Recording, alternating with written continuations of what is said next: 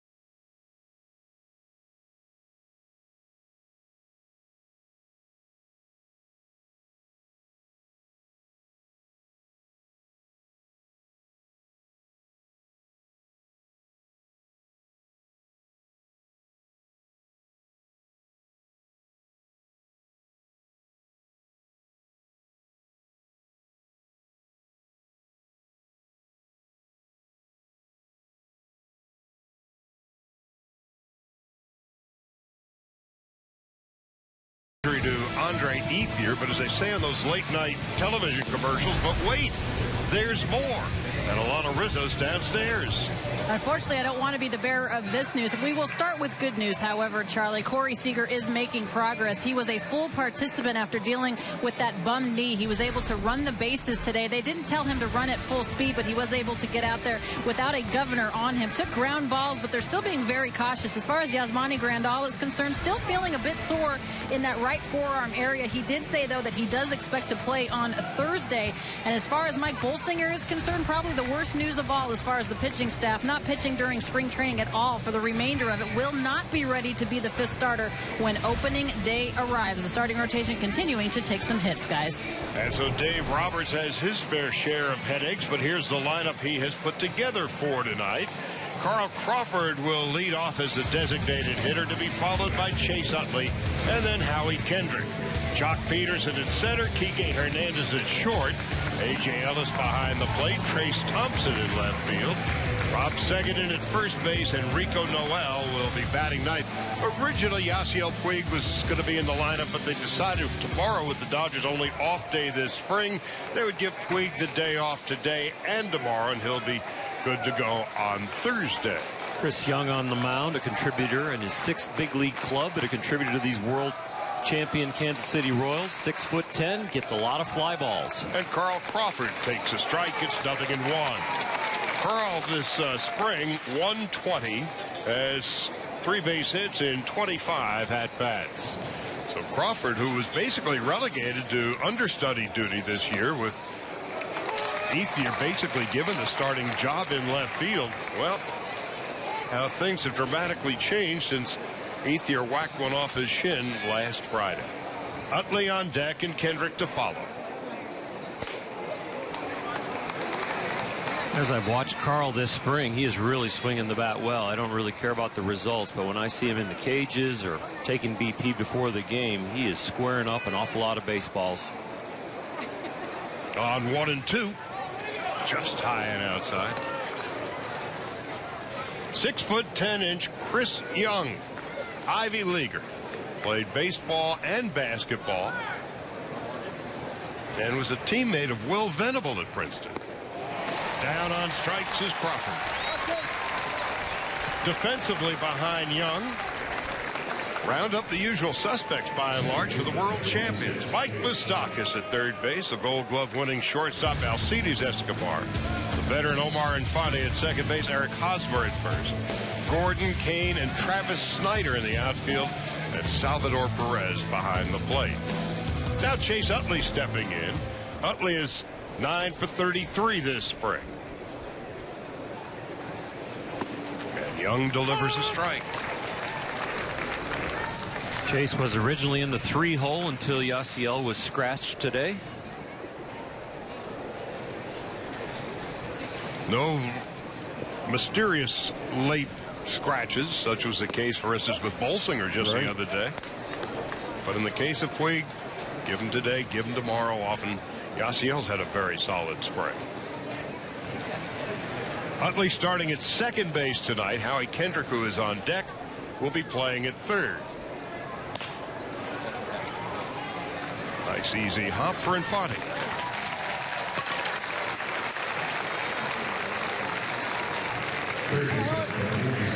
Chris Young, as mentioned, 6'10", but doesn't throw very hard. You know, about 87 miles an hour. I had him when I was a Texas Ranger pitching coach when he broke into the big leagues, and one of the first things that we tried to do with him is to get the ball down, and that worked for a while. And then we tried to get him a slider instead of a curveball, and that worked.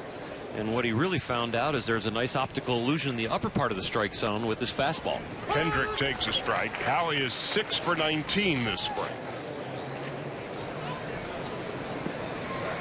Wasn't sure he was going to be back with the ball club, but he is indeed back, and he'll be starting mostly at second base, play some third, and tonight he is starting at third base. Peterson on deck.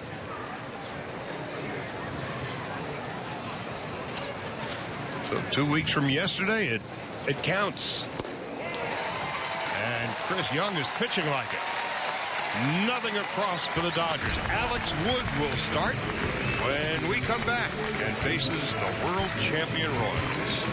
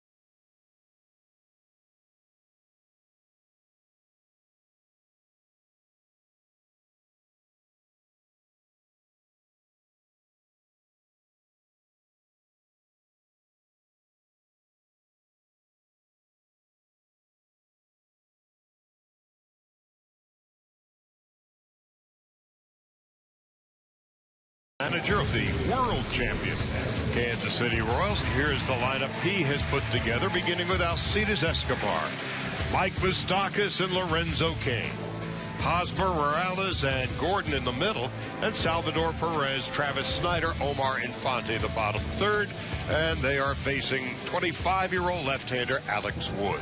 Came into camp battling for the 5th spot because of Brett Anderson's back injury, the disc problem that put Alex right into the rotation, and now he's moved up even into the number 4 hole, and he's trying to keep the ball down, get those ground balls, get his strikeout totals back up, and he's doing that with a plan of cleaning up his mechanics this winter. First pitch, Escobar fouls it off his foot. That looks awfully benign right now, but as we know now with Andre Ethier, any of these can turn into freak injuries, and they hurt. Alcides won the Gold Glove last year, and the cousin of Kelvin Escobar. A lot of gold over there in Kansas City. Shortstop, first, and catcher. On 2 easy hops to Chase Utley. Defensively behind Alex Wood tonight, you saw Utley, and it's Rob Seguin over at first base. Howie Kendrick at third, Kike Hernandez at short. In the outfield, Trace Thompson starting tonight in left, Jock Peterson at center, and the speedy Rico Noel in right. And A.J. Ellis is behind the plate. For Alex Wood, this is his 3rd appearance of the spring. He's given up 4 runs in 6 innings. They put the shift on for Moustakas.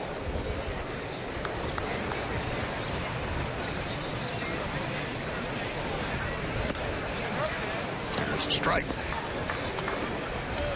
Moustakas last year, 284, 22 home runs and 82 runs batted in.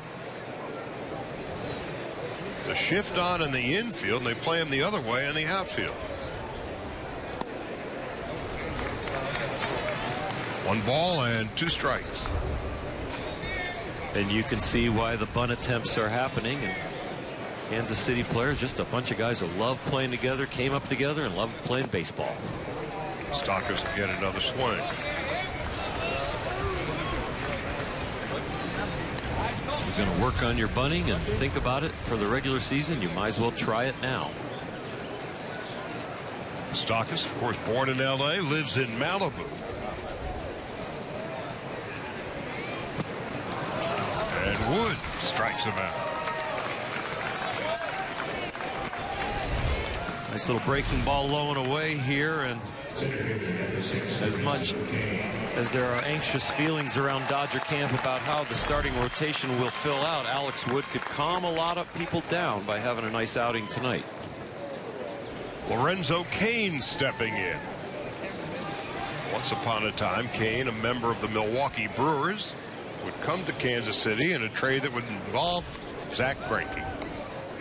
In fact, Cain and Escobar came over from the Brewers. Cain 357 this spring. Bangs a single into center with 2 out. Well, Alex Wood will not downgrade his pitch right there. When you get about a 5-hopper that finds a hole, you did your job. You got the ground ball. It just so happened he beat the defense with where it is. But ground ball pitchers don't always evaluate ground ball hits on if they're hits or not. They evaluate how fast they went through the infield, and that one was just fine. Now Eric Hosmer. What a year last year.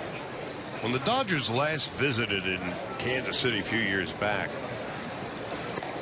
Ned Yost was talking about Hosmer around the batting cage one day, and he said, this kid, Hosmer, has the potential to be an MVP. He's among their team leaders, obviously great defensively, and offensively he has become a force. Fair ball, left field corner. Cain can run. He'll be held at third. Sliding into second is a Hosmer with a double. And now the Royals are in business. Well, this is where the defensive metrics comes into play. Trace Thompson out there in left field really gets this ball in a hurry. If it makes its way to the wall, the Kansas City Royals are going to get a 2-out run here in the first, but with those long strides and that good jump, held him to a double and held the run. Kane at third. That'll bring up Kendrys Morales. Trace Thompson vying for a spot now that Ethier's on the shelf. Morales this spring, 9 for 39. And it gets past Ellis. Now the Royals are in trouble. Now let's see what the Dodgers do. Wood runs it back to second base. Kane is on his way home, and he's tagged out by Howie Kendrick. Well, it wasn't designed exactly the way it should have been, but the Dodgers get the out, and the inning is over. Wasn't pretty, but the Dodgers will take it. It's here.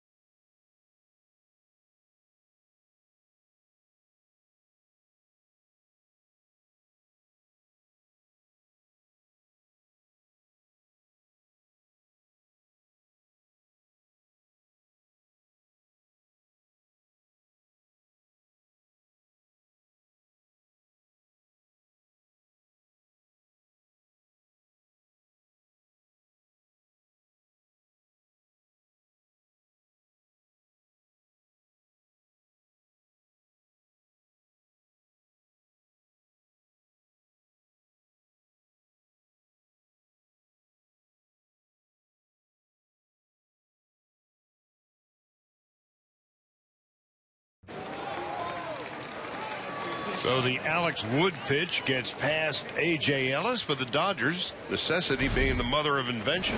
Get out of the mess. When Alex gets the ball, he immediately wants to try and get it into a fielder's hand. He waits a little too long here. He's guaranteed to have a run down here between second and third. But now with the ball in the middle of the diamond, that's where you want it, with your face to the runners, and the Dodgers execute from there on. Jock Peterson leads off in the second. And takes high, 1 ball, no strikes. Jock 12 for 34 this spring. Kike Hernandez on deck. A.J. Ellis to follow.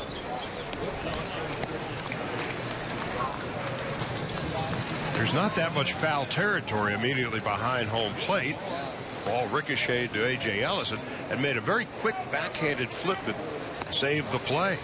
There's even less foul territory when it hits a brick wall.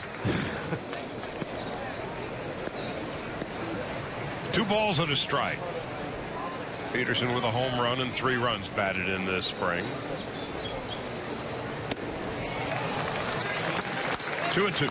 Chris Young's slider right now is disappearing from these Dodger hitters. Jock was just victim of it right there.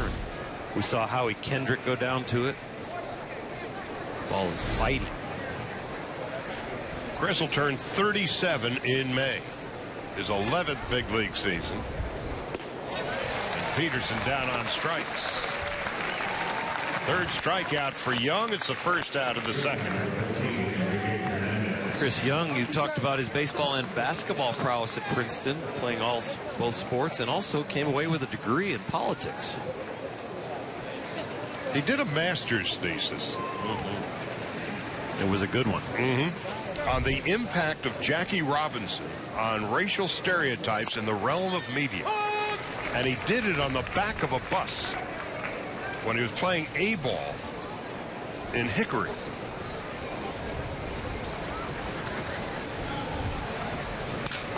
Kike Hernandez, it's 0-2. My first big league bullpen with Chris Young as the pitching coach of the Rangers. It was 3 days before his first big league start. We were working out. It was the first time I'd even really seen him cock his arm. We'd had a lot of injuries, and we had to call him up from AA. And I said to him, Chris, you're a smart guy. You went to Princeton. We can work on this after you start getting hit around up here, or we can start working on it before you even throw your first pitch in the big leagues. He goes, let's work on it right now. 11 years later, he's still plying his trade. And Hernandez down on strikes. Chris Young has faced 5 batters tonight. He struck out the first 4. It's not the high velocity today, but it is the optical illusion of being 6'10" and having a sharp breaking ball right now with that slider and a couple good changeups. Made his major league debut with the Rangers in 04, and then on to San Diego, the Mets, the Mariners, and the Royals. And he delivers high, 1 ball, no strikes to A.J. Ellis. 6 for 28 so far this spring. Just underway, scoreless in the second.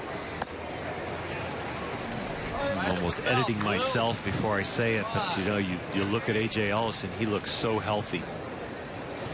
And he looks in great shape and great focus and great confidence. That bat that came around the end of last year looks like it showed up here in the spring.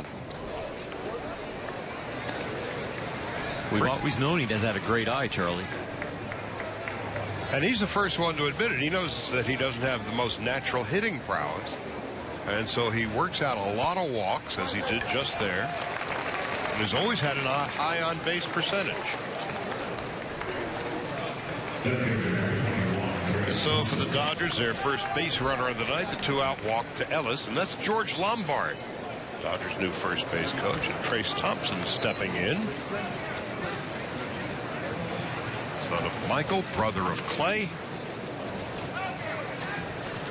And 9 for 45 this spring.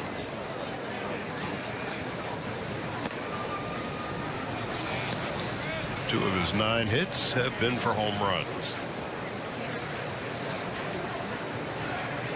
Rob Segedin is on deck.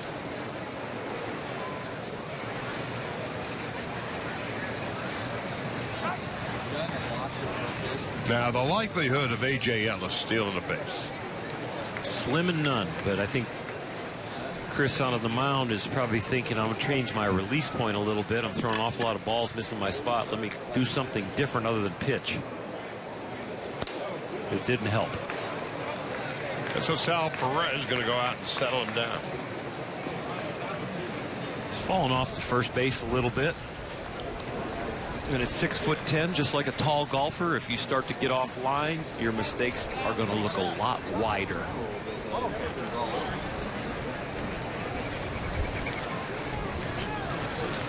Chris Young turned out to be a very pleasant surprise for the Royals last year when he went 11-6. The ERA just a shade over 3. 34 appearances, of which 18 were starts. Well, the one thing when you trade for a guy like this, you might not be trading for the best ability, but you're trading for the best character, and you knew he wasn't going to melt down in a big situation.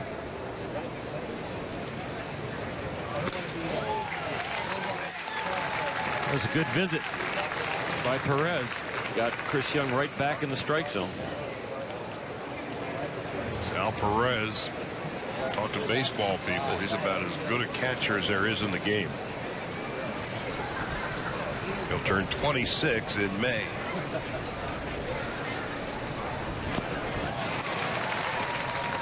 That'll do it. 5 of the 6 outs recorded by Chris Young tonight have been strikeouts. We'll go to the bottom of the second. We're scoreless.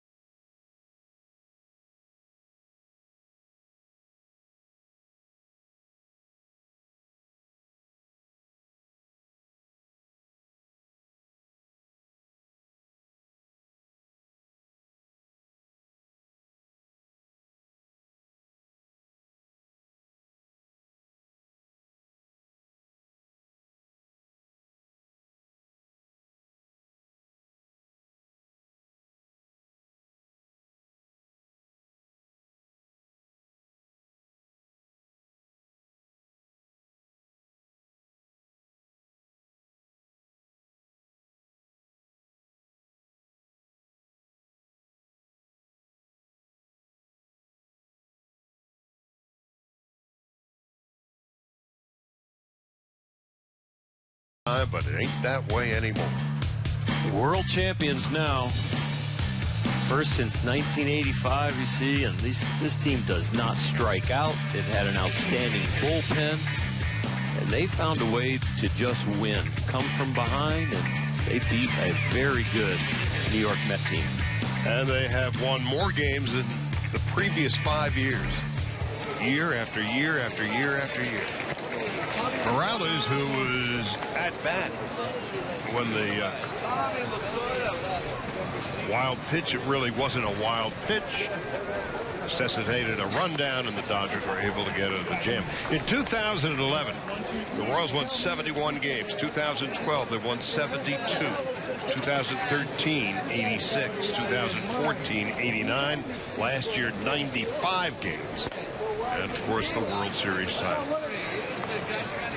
A crop of young guys that grew together and now are winning together. Kendrys Morales is one of the few quote-unquote outsiders, but he can still flat-out hit. Rico Noel quickly cuts it off. Morales is aboard with a leadoff single here in the second.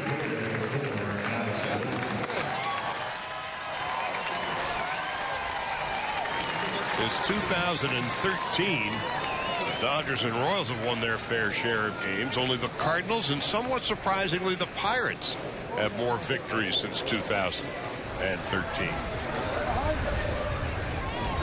Now Alex Gordon stepping in, and there was some thought that Gordon would not return to the Royals. They stepped up in a big way to keep their homegrown young man still with the club. $72 million, the largest in franchise history, I think. Good spring after a solid year last year, and he's outstanding defensively in left field. Of course, the Royals are just a great defensive team. When Kane doesn't win a Gold Glove and you have 3 others, and Alex Gordon doesn't win a Gold Glove and you have 3 others. And, of course, Royal Stadium with that spacious outfield. You better have great defenders out there, and they do. Sal Perez is on deck. Outfield is deep for Alex Gordon. 1 ball, 1 strike. This Kansas City club is a little bit kind of anti-sabermetric in the way that they don't strike out and they attack whatever they see that's a strike.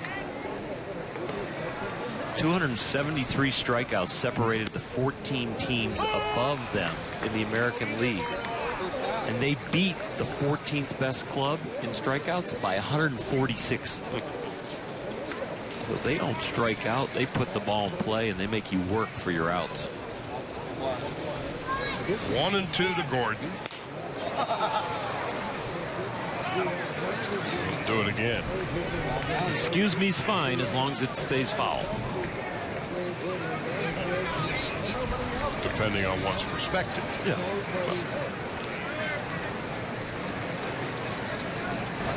I didn't know that was a question.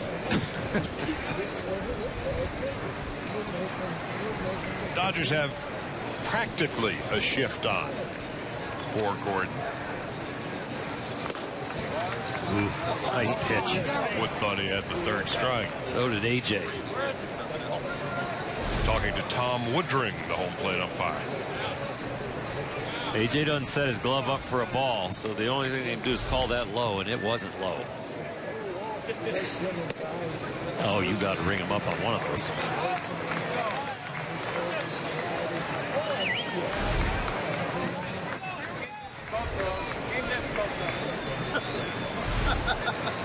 Three and 2. Tom Woodring calling balls and strikes. Todd Titchener, Quinn Walcott, and Trip Gibson are the other umpires tonight.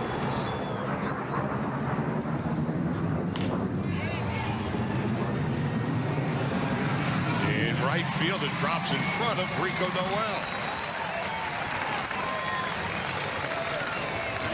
So Wood's got to be muttering to himself.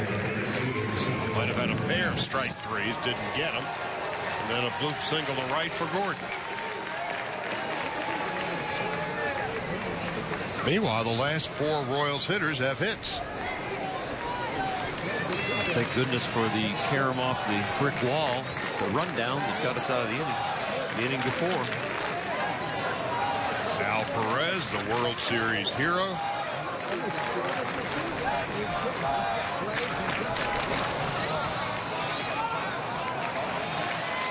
Well, that wasn't pretty. I don't know if he lost his footing or lost his grip on the ball, but decided not to release. It looked like he lost his footing. Maybe the ball started slipping out of his hand, but it's still there now. So second and third, nobody out. Maybe there was a little miscommunication between he and AJ that made him abort the delivery.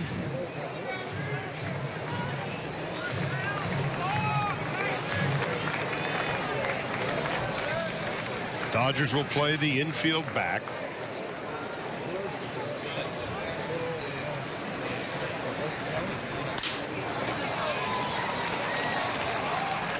Utley will go to first. In to score is Morales. Gordon will go to third. And on the fielder's choice, the Royals take a 1-0 lead. Well, the balk hurts. Gives him a run and gives him a man on third and less than 2 outs.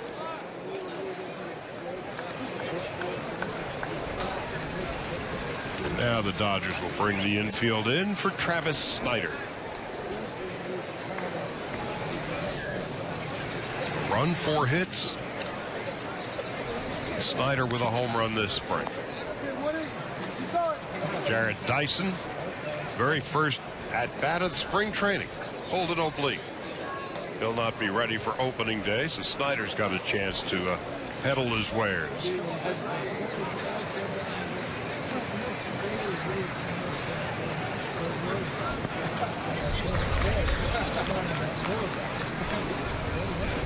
Nice little test for Snyder, but a nice test for Alex Wood out there. You got a left-on-left situation as a left-handed starting pitcher. Cause that to be over there at third base with your balk. Right to second base. Utley fakes the throw to third. Snyder is retired. Gordon can't go anywhere. There's 2 out.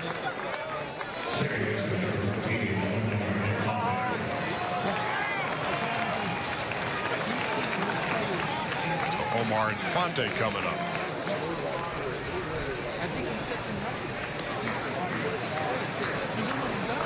Wood and the Dodgers get away with just 1 run given up here in the second inning, considered a moral victory. The veteran Omar Infante.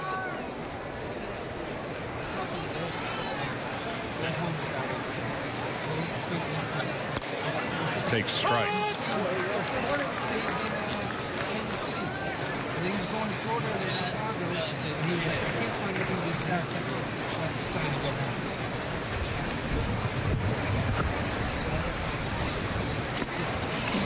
Now it's 0-2.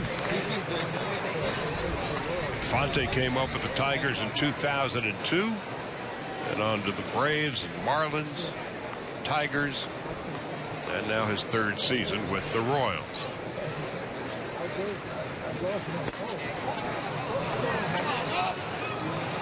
The feeling, Wood's feeling like he's getting pinched. Yeah, he has been very close to the strike zone, not getting the call. Other than the balk, he's really locked in, just barely missing spots. Into center field. That's going to drop in front of Jock Peterson for a base hit. Second run of the inning for the Royals. The Infante RBI single. And the Royals take a 2-0 lead. A little blooper off the end of the bat, a changeup off the fastball that was on the corner that just missed the pitch before. When they've hit it hard this inning, the Royals have been out. The bullet to Chase Utley, the Adam ball that saved a run, but the 2 bloopers have gotten them a couple. 2 bloops and a balk. Yep. And 2-0 Kansas City. Alcides Escobar takes a strike.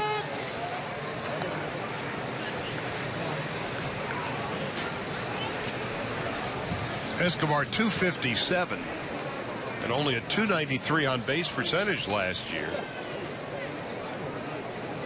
But when he bats leadoff, they win. but he fields the ball at shortstop with as well about anybody.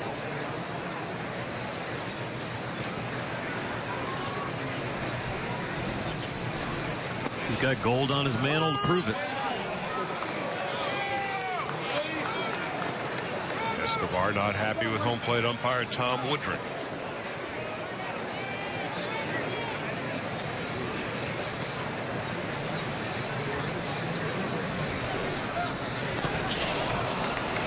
Wood strikes out Escobar. That ends the inning. But the Royals come up with 2 runs, 3 hits, a costly balk.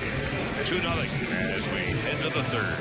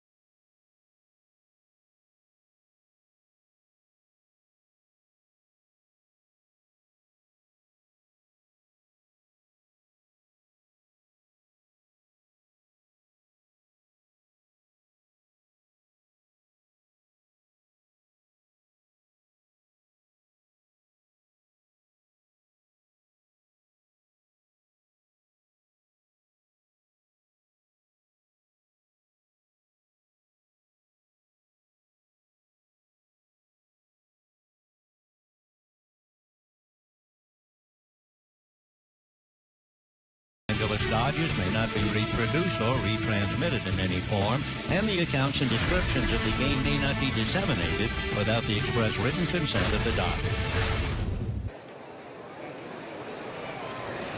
Well, Chris Young has been pretty near perfect through the first 2 innings. 6 outs, 5 of them strikeouts.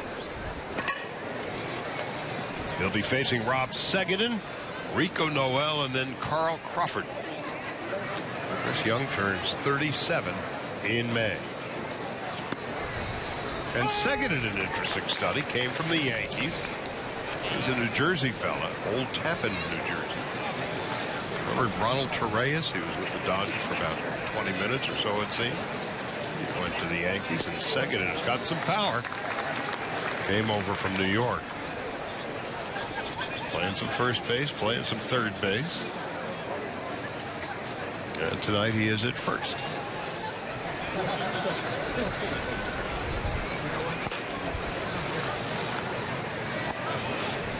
So what have you seen out of Young to this point?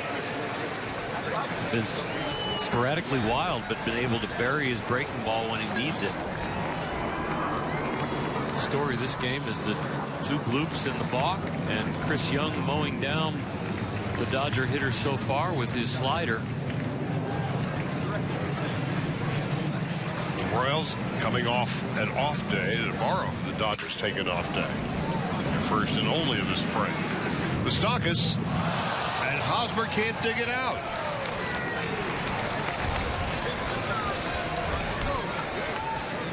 You don't see that from either corner infielder much. Hosmer won gold over there because he can range and go both ways with the glove, but also pick it as a first baseman and save his infielders. And this one is a rarity because it's really not that bad of a short hop. He could have almost caught it in the air. Decided to play the hop, and maybe that's a new glove over there he's breaking in because normally he captures that one. Here's Rico Noel.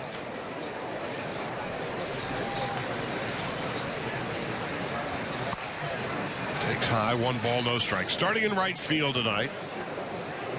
Dave Roberts managed to give Yasiel Puig tonight off, and with an off day tomorrow, basically 2 days off. And we see that strategy in the regular season a lot.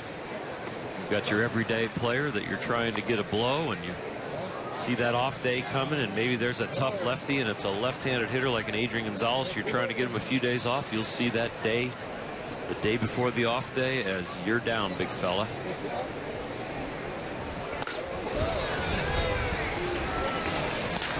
And Adrian's been told that Dave wants to rest him a little more this year.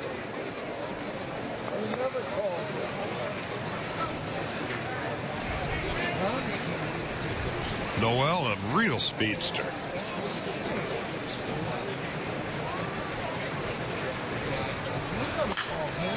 Fouls it off to the right. He's out of Lawton, Oklahoma, Noel. 5'8", 172.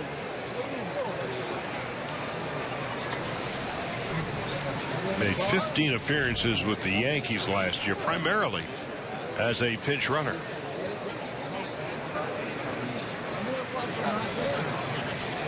So he's one of those ideal September call-ups.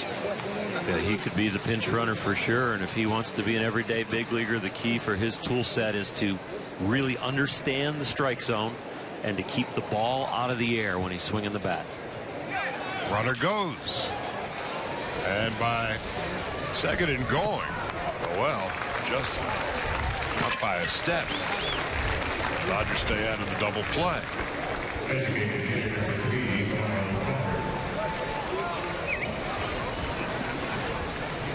That'll bring up Carl Crawford.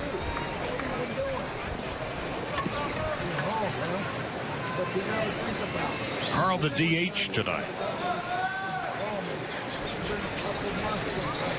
with Chase Utley on deck. You never want to see a teammate go down, but I'm sure when Carl heard that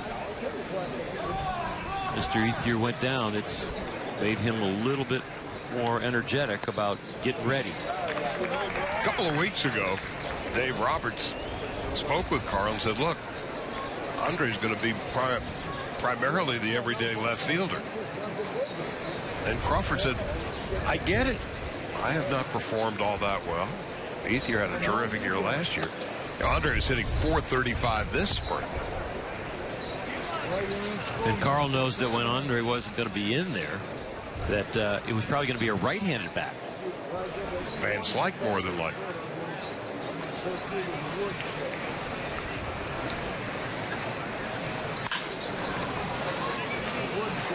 Now throw into the mix Trace Thompson, who came over in the offseason. So left field, again, this is just less than 24 hours after the Dodgers got the news of the severity of the injury. They're still trying to figure out how best to make it work. On 1 and 2. High. The left field on a major league roster is the easiest probably position to fill, but it's not easy for the Dodgers when it was somebody as productive as Andre Ethier. It really turned things around from 2014, where he hit .249 and last year hit .294. 2014 had 4 home runs. Last year had 14. Inside and low. It's full count. And with the up and down seasons of Puig and Peterson, the one reliable out there last year was Andre Ethier. For sure. He has been the come to rescue outfielder throughout the last 3 years or so. Crawford works out a walk. One other note about Andre. In point of service, he is the longest tenured Dodger player. Second, Clayton Kershaw. And the impact he has on in the locker room and on the bench is tremendous, and that is hard to do when you're on the DL. There's just something about having active or inactive, even though you're on the roster and you're around the guys every day and in uniform sometimes working out. It's hard to have the same impact when you're hurt. Now Chase Utley, who bounced to second base in his first at bat. Takes a strike, 0-1.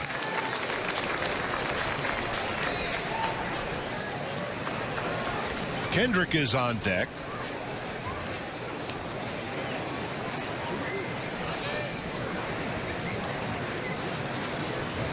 Nothing in 1 to Utley. 9 for 34 this spring. Covering Andre and the rest of the Dodgers on a daily basis, of course, is Alana Rizzo, and that literally and figuratively a tough break, Alana. Yeah, no question about that. Andre Ethier was just joking about a week ago, saying he feels like he's reinvented himself a little bit. He said he has the Benjamin Button of baseball. Said it took him 8 years to become a center fielder, and he said, and now I'm a leadoff hitter. Just interesting the way that things work out, guys. Well, one of the things as Utley swings and misses that Dave Roberts was saying the other day, look, I don't have an everyday leadoff hitter. Last year, the Dodgers used 12 different leadoff hitters. One of the 12 was not Andre Ethier.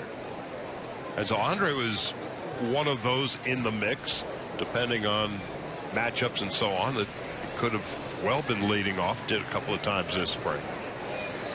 Utley takes high.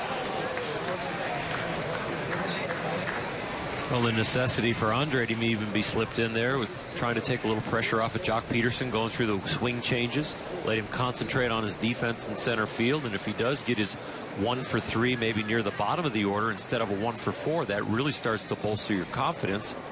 1 for 3, 333, 1 for 4, 250. So you can change a guy's statistics by where you put him in the order if he can scratch out his one hit. That matchup in the leadoff hole in the 7th, 8th, and 9th inning, you might only go for 3 at-bats from your leadoff hitter as a Dodger, whereas you try to match up with one of your reserves at the end of the game to get the correct matchup against the bullpen. Utley on 3-2. The runners stay put. And it's a fly ball into routine right. That's Travis Snyder, the one-time Pirate. Tagging and going to third is Seguin.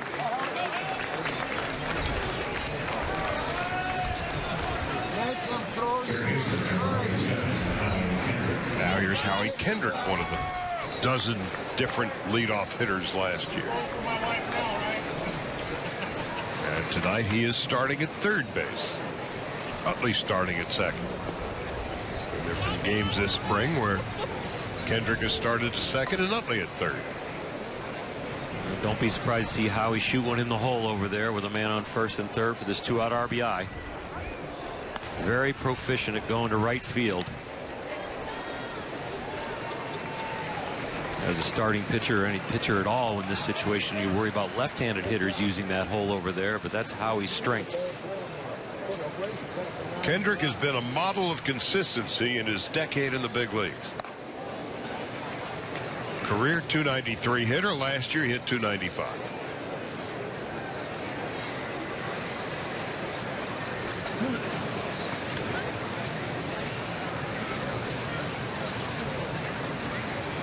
And he just knows how to play the game.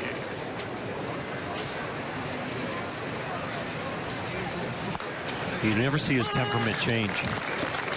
It could be the first at bat of a game, or it could be the 9th inning with the tying run on second and 2 outs, and you're going to see the same approach mentally and physically.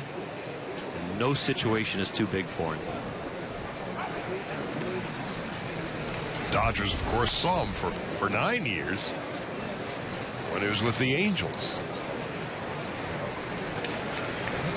But then when you get a chance to watch him every single day as opposed to 8 or 9 or 10 games, you come to appreciate his skills on both sides of the ball. And boy, don't you appreciate him in the locker room and off the field. He's the kind of guy you want to marry your daughter.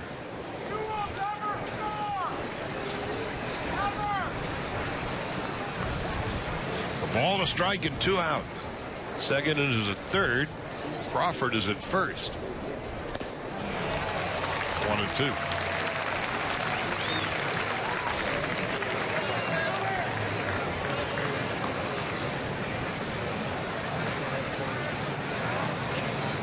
Chris Young threw 29 pitches through the first 2 innings, and he has thrown 24 here in the third.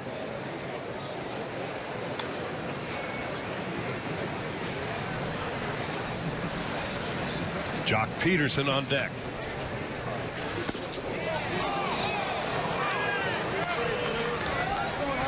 It hasn't been the widest dish. That call went to the benefit of the Dodgers. Alex Wood, I'm sure, is over there sitting on the bench watching. Glad it wasn't a strike. The way he's feeling like he's been squeezed a little bit. Runner goes. And we'll do it again.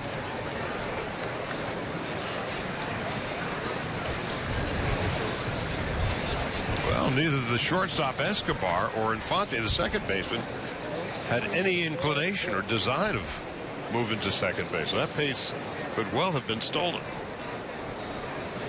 They're going to hold their ground and protect the runner on third. And Chris Young's delivery is not the type that will allow Perez to throw anybody out, so they're probably just protecting against the base hit. There goes Crawford again. And again, the Royals could care less.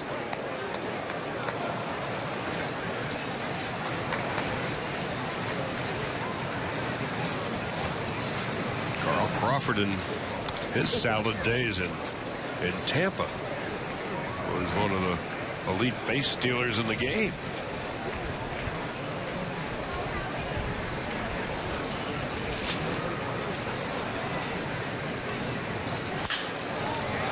To the right side.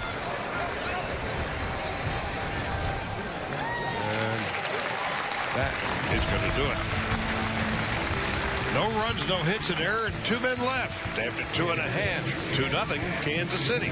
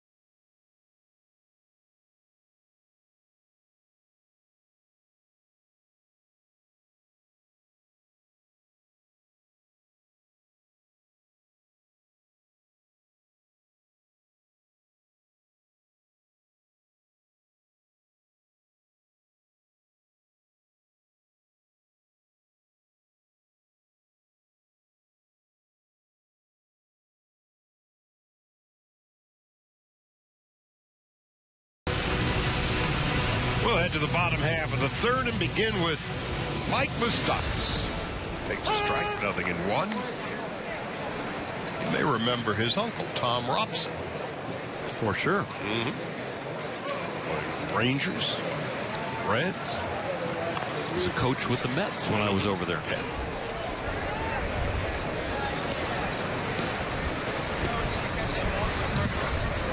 Moustakas now in his 6th big league season.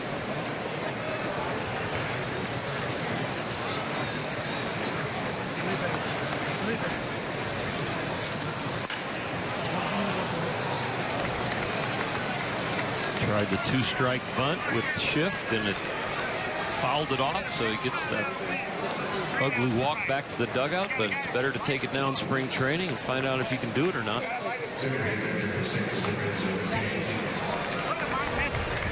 Goes as a strikeout for Wood, his 3rd. Struck out Moustakas back in the 1st inning as well. Lorenzo King. Single to center in his 1st at-bat.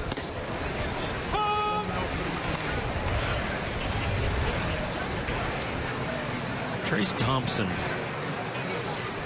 maybe not quite as good a defensive outfielder as Lorenzo Cain, but they both have the same long strides. They glide to the ball. And they get there in a hurry. Cain 307 last year. From my day, it reminds me of Devon White. Yeah.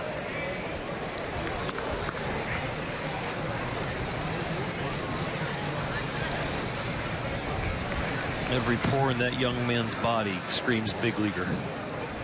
Size, shape, the way he moves, doesn't look like he's overwhelmed. Into right field, right at Rico Noel.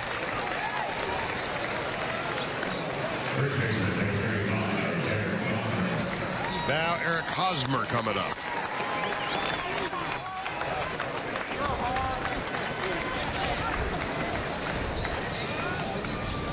After struggling a bit in the through the first 2 innings, here's Wood in the third. He throws 7 pitches, all of them for strikes. Naturally, then pitches a ball.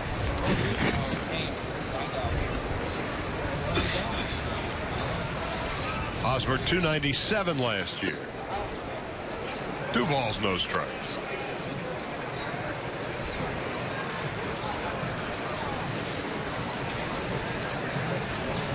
They knew Hosmer was going to be pretty good right from the get-go in 2008. First-round pick. 3rd overall.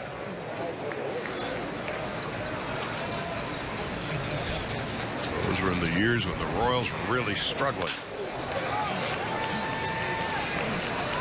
Kike Hernandez throws out Hosmer. A very good inning turned in by Alex Wood. Nothing across. Jock Peterson, Kike Hernandez, A.J. Ellis will be coming up in the 4th.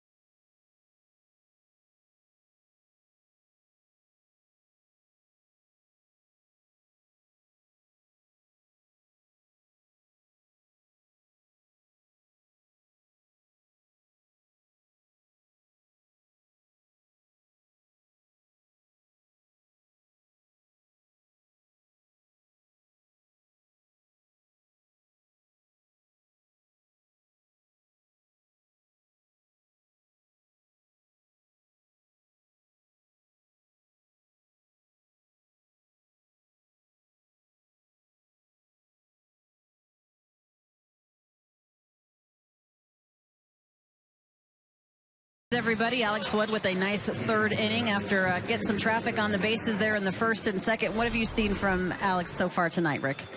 Actually, he's been fine. I mean, ball to Hosmer wasn't in. I thought he made an excellent pitch on Gordon, didn't get a call, and then a couple of bloop hits in that inning kind of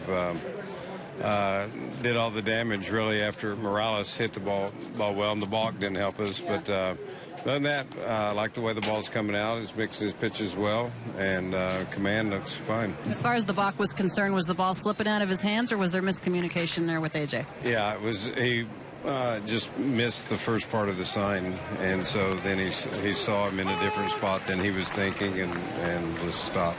So the 2 bloops in the balk, the story so far for Alex, it seems to be calming down a little bit. On the other side, Chris Young, what are you noticing from him? Well, Chris has kind of got that, that 6'9", 6'10" frame that he's got that kind of a funky throw. Obviously, what I'm seeing is a better breaking ball from him than I have in the past. But throws a lot of high fastballs. He's been missing with his fastball, but he's kept his counts with the spin. So makes it tough for the high fastball and the breaking ball for the guys to pick up between those 2. Mike Bolsinger, the latest in your rotation, or potential guy in your rotation that's taken a hit with the injury. Just your thought about him dealing with that oblique situation and how you think that might play itself out. Well, obviously obliques are never good, no matter if they're a hitter or a pitcher. So it's just something that we'll have to, look elsewhere a little bit. But I don't expect Mike to be. It'll be several weeks for Mike to be able to get back into action. And finally, how long do you expect Alex to go tonight, Rick? Well, he's up to, he missed one turn, so he's up to, 60, 65 pitches. So we'll see where he's at. He's at 43, so I'd like for him to get up and down 5 times if possible, but at the same time, still working into his pitch count. Appreciate your time as always. Thank you. You bet. All right, back upstairs, Charlie. Rick Honeycutt, the senior citizen among the coaching staff. In fact, the only returning coach, and plenty of good reason for that. Since Honeycutt took over as the Dodger pitching coach, Dodger pitchers ranked first in the major leagues in ERA, strikeouts, and strikeout to walk ratio. He's one of the game's best. Dodgers certainly happy to have him back. Of course, you and Honey have a history. We were catch partners and teammates, and he really kind of broke me into the big leagues in a lot of ways and taught me a lot then, and we continue to grind pitching. So after Peterson bounces to third, Kike Hernandez a ball and 2 strikes with 2 out here in the 4th. 2-0 Kansas City.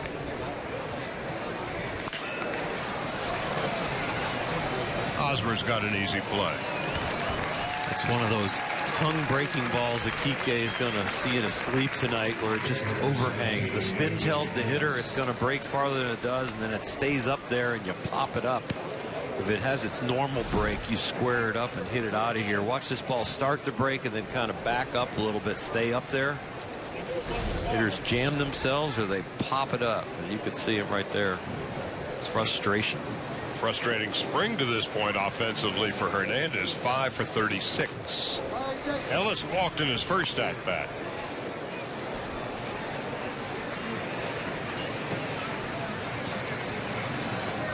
Dodgers still looking for their first hit.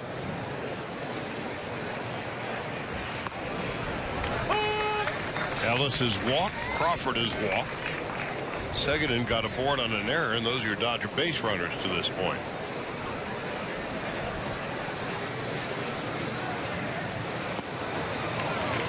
One and 2.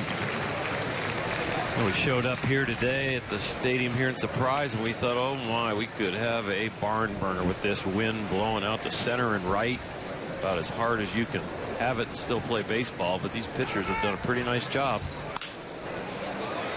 Look at Eric Hosmer, the Gold Glove winner, robbing Ellis of a hit, and that'll end the top half of the 4th. Nothing across. Here's Hosmer, and there is Young.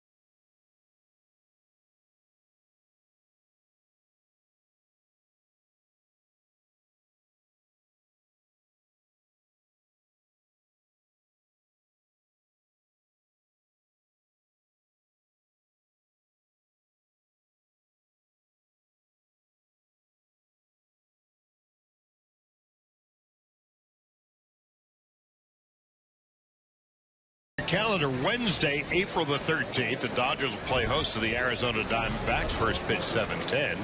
And the first 40,000 fans in attendance will receive an adult hooded sweatshirt presented by Bank of America.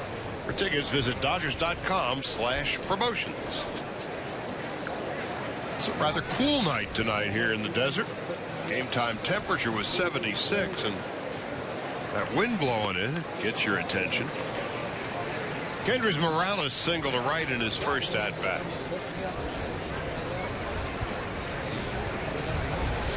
Gordon and Perez to follow.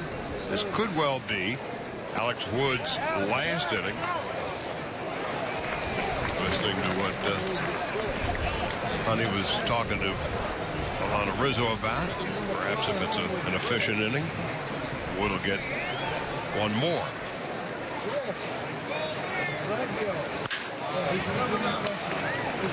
To his left, Chase Utley.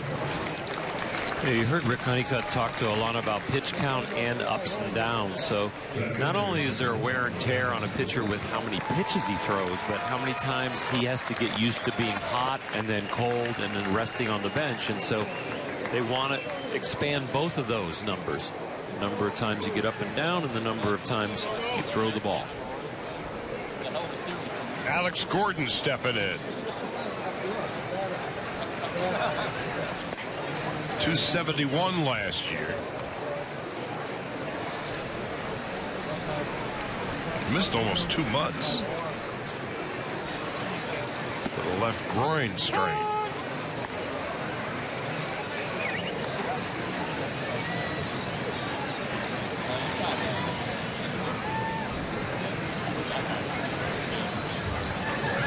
Gordon out of Lincoln, Nebraska. Born, raised, and still lives there.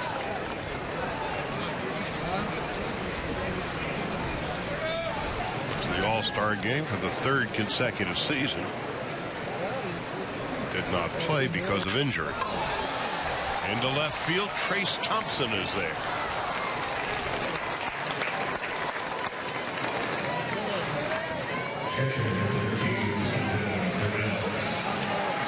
Meanwhile, 6 straight now retired by Wood.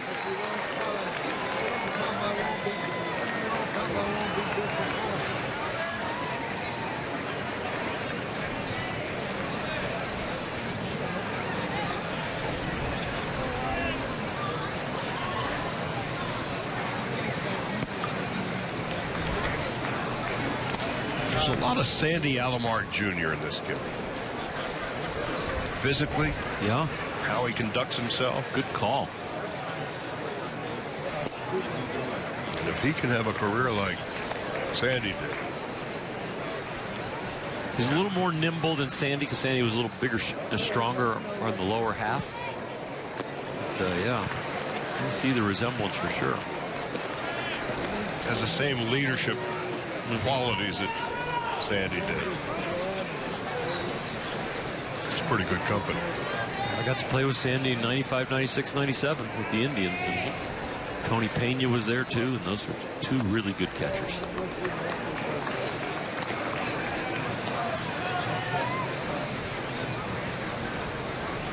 Both have electrifying personalities, that, both intelligent. Oh boy. It's going to land because it has to. They actually turned the wind around on that one. The wind is blowing strong out to right field and hard in from left. And that ball was cooked. 3rd home run of the spring for Salvador Perez. Those big Indian teams in the 90s, Sandy Alomar hit 9th and hit 20 home runs, because you had the likes of Albert Bell and Jim Thome and Manny Ramirez in those lineups. So this ball, he wouldn't hit 9th on the innings with that swing. He gets all of it. Now he's a world champion catcher. Had a World Series MVP. And the Royals lead 3-0.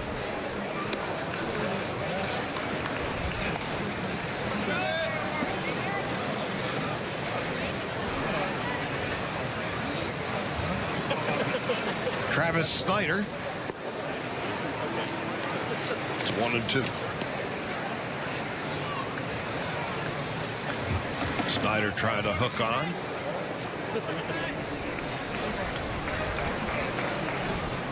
Dodgers have seen him in the past. Okay. Spring training game, when you put a young left-handed hitter out there that's vying for a roster spot against a left-handed starter, it's a night to have a chance to shine.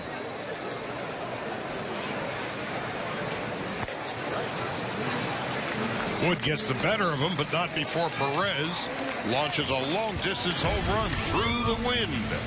And we're through 4. Kansas City 3-0.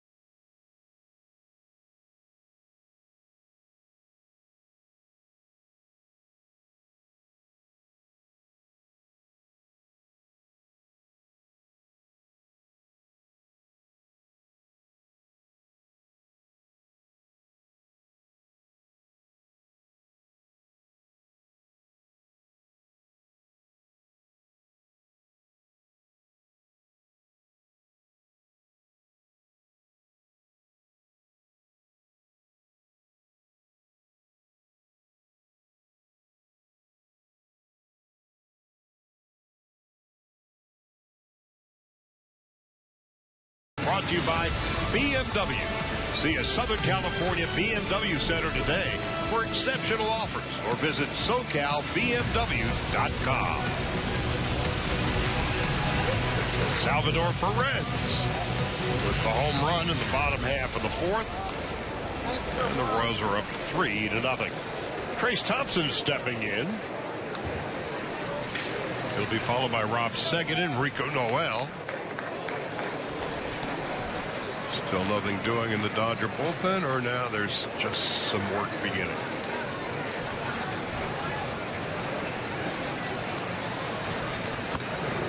Call strike, 0-1. We're going to see tonight out of the bullpen Lewis Coleman, former Royal, Pedro Baez, Adam Lipitor, and Luis Avilan.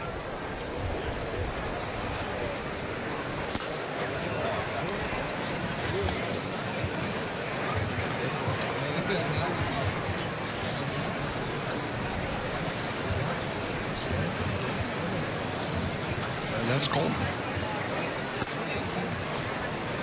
who's had a very interesting spring. He sure has. He's gained some depth on some of his pitches, especially his sinker and his slider. When you throw from the land down under down there, you need some movement. And he looks like he's got good movement so far this spring.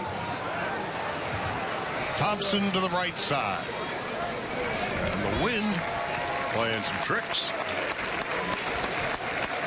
Scott Alexander is warming up for the Royals.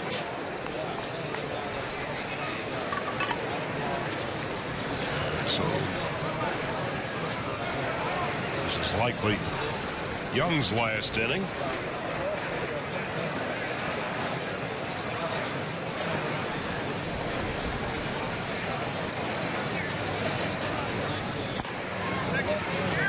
Seguin is able to check his swing. Tom Woodring is calling balls and strikes. Titchener, Walcott, and Gibson are the bench, or rather the base umpires tonight. 2-0 to Seguin.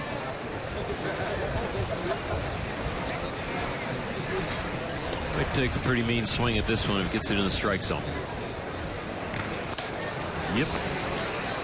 And that got a piece of Sal Perez. Where you're a starting pitcher, you're up 3-0. You're pitching to a young guy who's trying to make an impression. Spring training, you get behind in a 2-0 count, and you say, I better make a pretty good pitch right here because this young man is swinging. Second has got some power.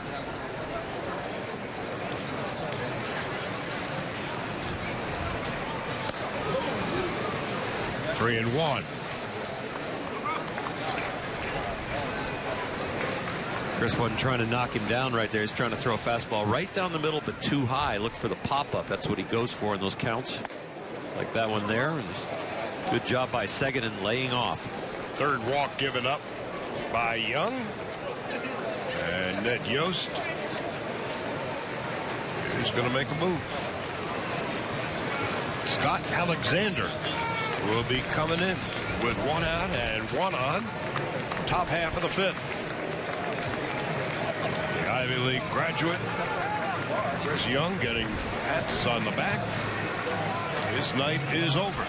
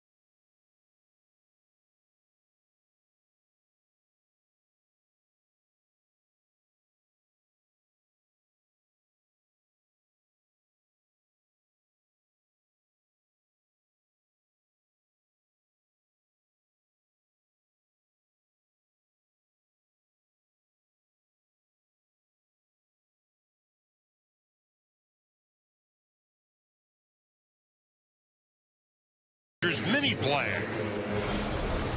Choose from great promotional games which feature fan favorites like bobbleheads and brand new retired number pins. Visit Dodgers.com/mini plans. We're looking at Scott Alexander, who made 4 appearances at the major league level last year. The Royal bullpen has been among the best in the game. He's got his work cut out for him. Rico Noel takes a strike, 1 ball, or no balls and 1 strike. And they all throw hard. They do. Soria come back, and he doesn't throw quite as hard anymore. But most of those guys in that bullpen are 93, 94 and above.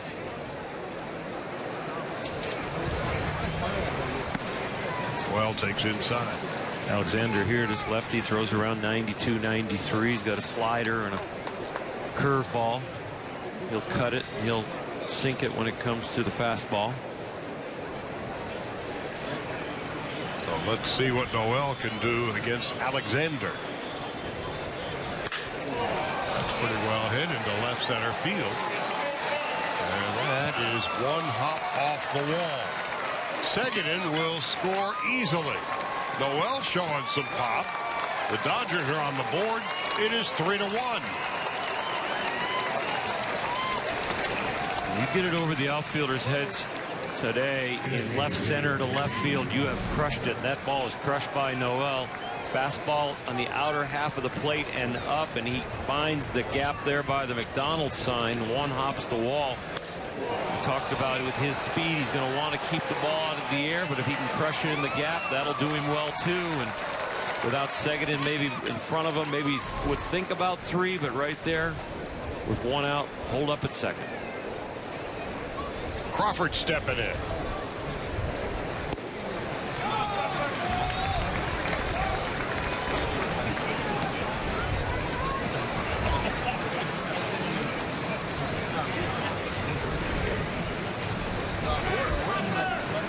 Scott Alexander out of Santa Rosa, California.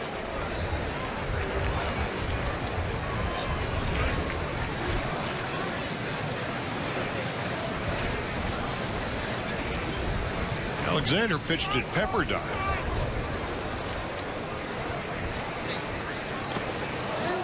That gets past Perez, can't find it.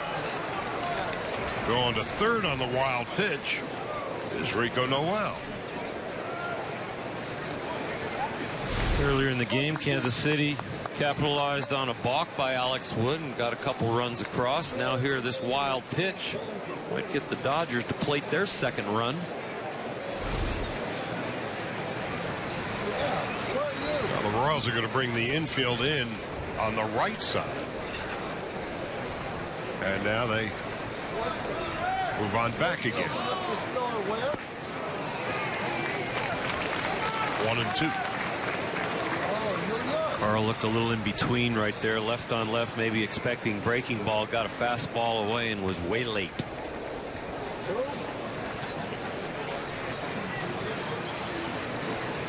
On 1-2. Second time Crawford's gone down on strikes tonight. Second out of the fifth. Work really hard as a left-handed hitter. Keep your front side in against the left-handed breaking ball, and Carl does a good job that. But the breaking ball doesn't break out away from him. It stays inside. It really was a hanger, and that's that one that jams you.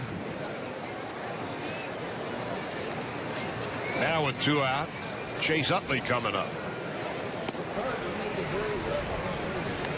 Utley out of UCLA, Alexander out of Pepperdine.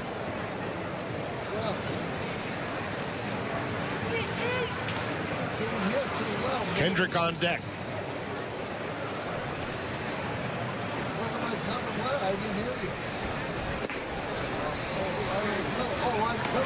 Two balls and no strikes. It's kind of at bat where you watch Chase just kind of block the ball to left field. Works really hard to stay on the left-handed pitcher and doesn't really worry about pulling it. If he pulls it, it's because he's fooled, but he's really trying to hit it over the shortstop's head. And the Royals are playing them that way. There is an enormous amount of real estate between Travis Snyder in right field and Lorenzo Cain in center. You see the big gap, and they give him the right field line. Shortstop and third baseman off the line there, playing that hole. 3-1. That's where Chase is just, even in the regular season, even in preseason here, doing the right thing. Maybe pass the baton to the right-handed hitter on deck.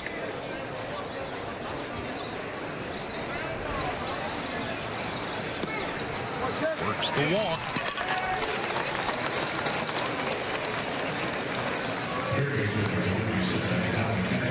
So Kendrick coming up.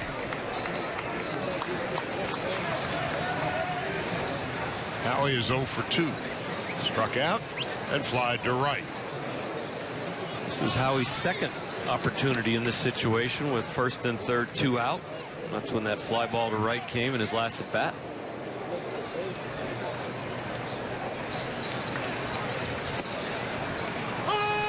Ball for a strike. So Chris Young goes 4 1/3, 1 run and no hits. Doubled by Noel, knocking in Seguin, who had walked.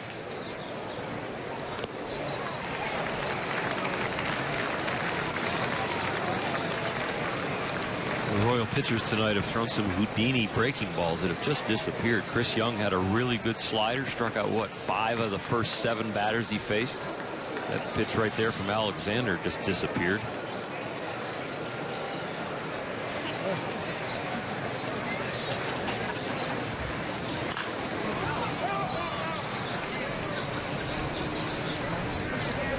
A bite out of Kendrick's foot.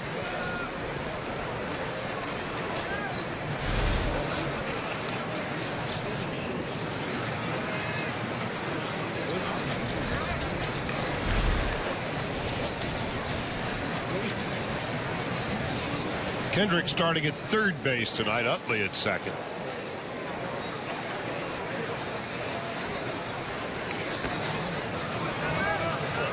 Perez, with his nimble work behind the plate, saves a run.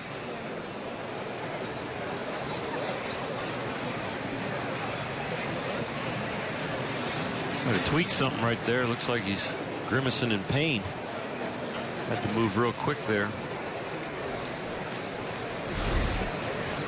Take a look here. Down in slider and gets over there and maybe caught it off the inside of his thigh there, just trying to let the sting go away.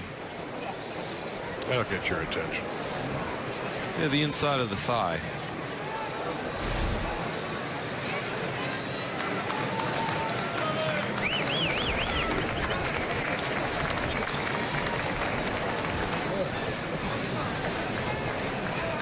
The ball and 2 strikes.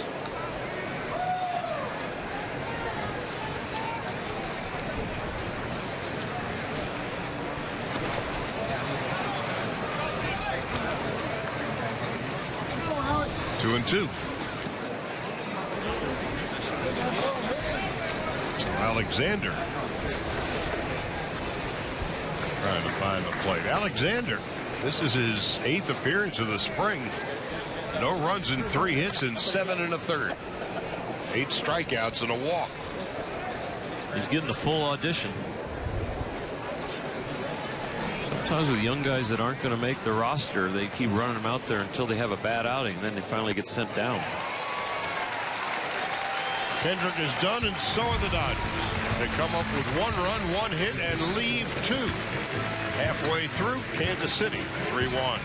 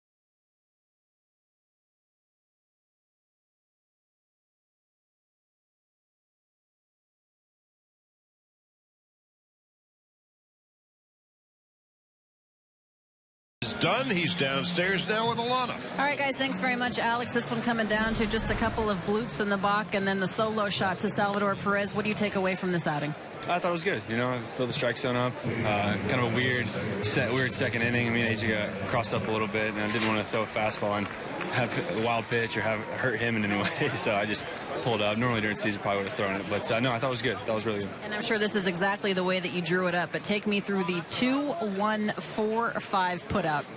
Obviously, we have that in the playbook. But, you know, just kind of one of those weird plays. Threw a wild pitch and then got a nice kickback and the run on second. Ended up at third with the guy that was on third. So luckily we were able to take care of the ball and get it out and get out of the inning. Earlier when I spoke to Rick Honeycutt, he said he wanted you to get up and down about 5 times. How are you feeling as far as the arm strength is concerned, the up and the down, and are you on pace to where you want to be as far as stretching yourself out? You know, I feel really good. After the first one, you know, the goal has been to be as efficient as I can these last 2 starts. I feel like I've been able to do that, and we're headed the right direction. And I feel like I'll be able to get just where I need to be in these next 2 starts before we break camp. And finally for you, Alex, just a couple of injury updates as far as, Mike Bolsinger is concerned now. Going to be out there probably a couple of weeks with the oblique issue, and then your thoughts about that, and also losing Andre for 3 to 4 months, or 2 to 3 months, excuse me. I was shocked when I saw about Andre. I knew his leg was banged up a little bit, but 10 to 14 weeks or whatever it was is pretty crazy. But hopefully he'll heal quickly and be back to help us for the majority of the season. And then Mike, that's unfortunate. We've had a lot of guys being up and down this whole spring training, but good thing we've got good depth and then a lot of good guys in this clubhouse that'll step up and pick each other up. So nobody's too worried about all that. Your rotation has certainly been tested as far as its depth is concerned. Nice outing tonight. Thanks for your time, Alex. Thank you. All right, Charlie. So after Omar Infante fouls out, Alcides Escobar 0 for 2 steps in against Lewis Coleman, who has been very interesting for the Dodgers this spring. This is his 7th appearance. He's given up no runs and 4 base hits in 6 innings. He was a Royal from 2009 to 2015. Now in another kind of blue, and he's been throwing the ball very well. The slider has been outstanding. And you see a guy from this arm angle that can actually still make the ball go down and spin with the slider. You see the sinker go down when you get over top of it, but to keep your hand up to get that slider going down, you are locked in. Coleman 6'4", 205 from Mississippi. 4 appearances with the Royals last year. 31 appearances in 2014. In 27 appearances with the Royals in 2013, had an ERA of .61.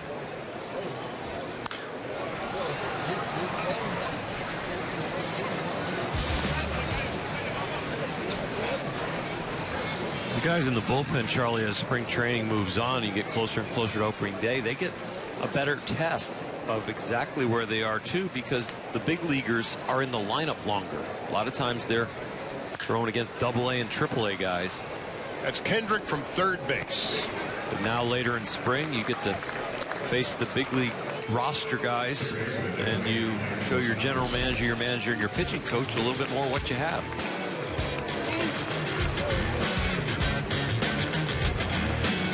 Went to LSU. And he had signed with the Royals. It was an arbitration deal. And after that, they let him go. And the Dodgers said, okay, we'll take him. And talk to me about his arm angle. It just hurts to watch him throw. It's actually an easier, more natural movement, but it does become unnatural when your weight is kind of going towards third and you're pulling away from your arm there at the release, so it can put some strain on it that way. But as far as on your shoulder, it's definitely probably a little easier on your shoulder. And a lot of times arm angle is created by spine angle, so as you drop your spine down, but Lewis actually drops his whole arm slot down there instead of lowering his spine like a Dan Quisenberry or guys who really threw from down under. Moustakas with a 2-out single to center. Boy, Quisenberry was something, wasn't he? DeCulvey and Quisenberry, those kind of guys that really came from down there. Gene Garber.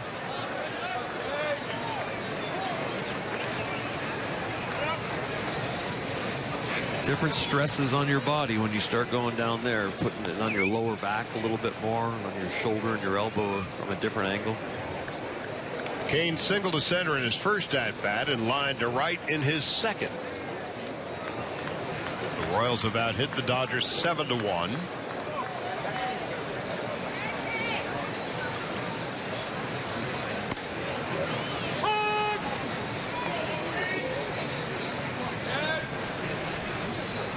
Lorenzo Cain came up with the Brewers in 2010. Traded to Kansas City, along with Alcides Escobar, among others, for a fellow named Zach Greinke.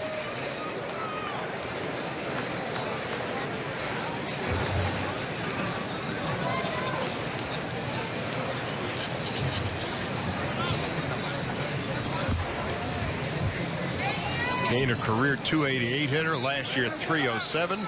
There goes the runner. That ends the inning, and another solid inning of work for Lewis Coleman, his 7th appearance of the spring for the Dodgers. No runs and a hit. Peterson will lead off for the Dodgers in the 6th.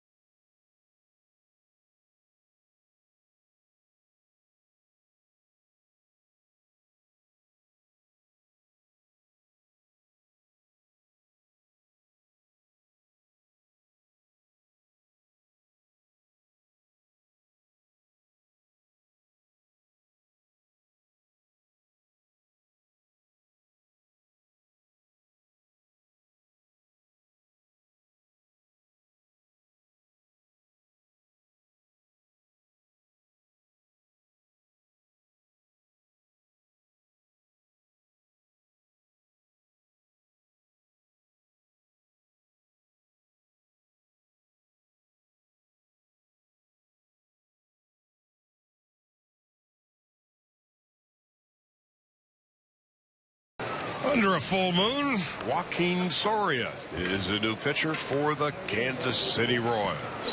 Now in his 10th big league season.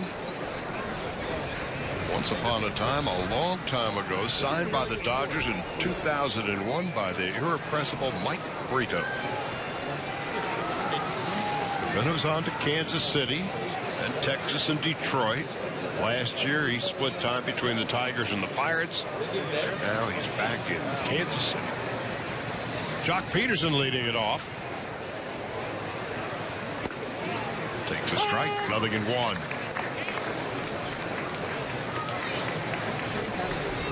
Soria's career ERA is .257.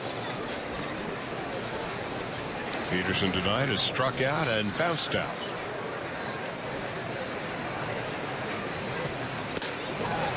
Some teams elect to put the shift on Peterson. Not Ned Yost, not tonight. Not tonight. I've been watching Jock use left field a little bit more this spring so far. And look at the play by Omar Infante. So suave. It was really smooth.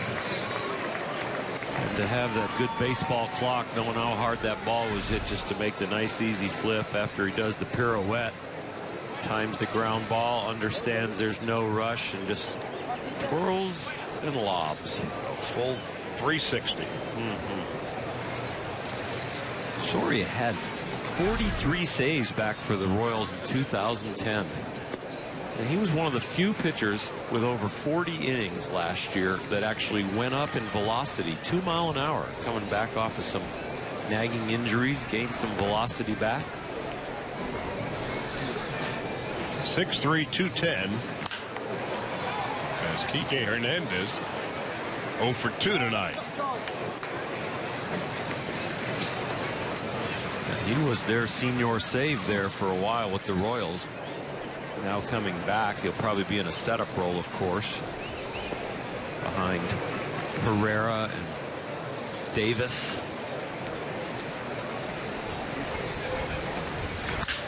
And Hernandez finds a hole between first and second. You mentioned Kike's spring numbers are not really lighting it up right now, but he has been hitting the ball really well in BP and on the backfield, so not real worried about his bat at all. Here comes A.J. Ellis, who has walked and and bounced out.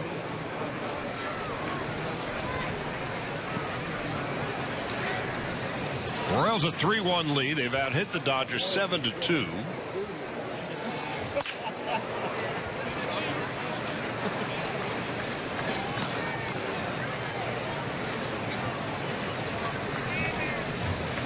Trace Thompson is on deck.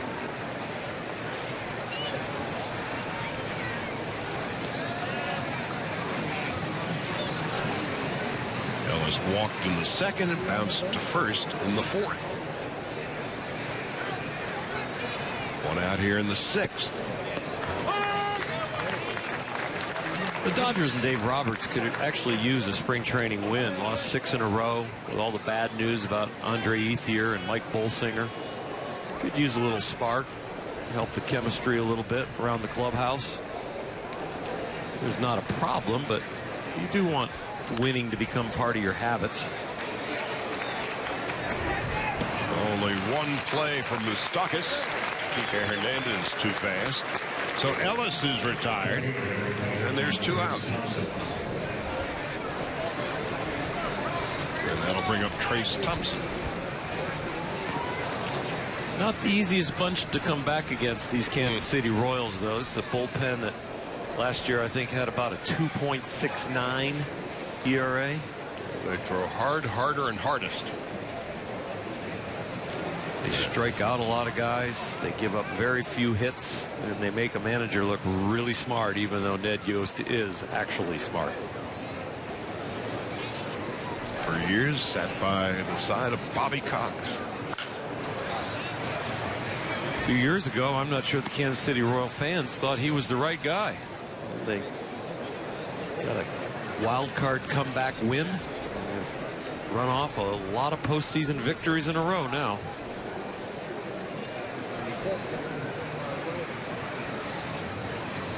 It's a barn burner tonight. His resume is boring himself.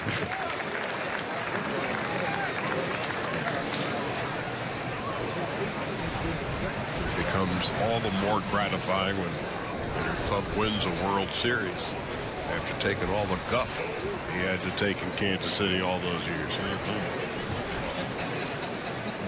But he stayed the course, stayed the course, stayed the course. Now he can run for mayor. Had to take a pay cut.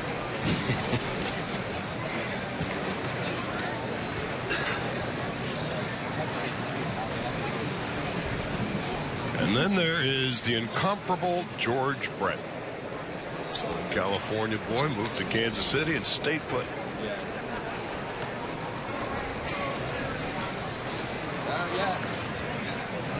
Hall of Famer George Brett. Thompson is done, and so are the Dodgers. No runs and a hit after 5.5. Kansas City 3-1.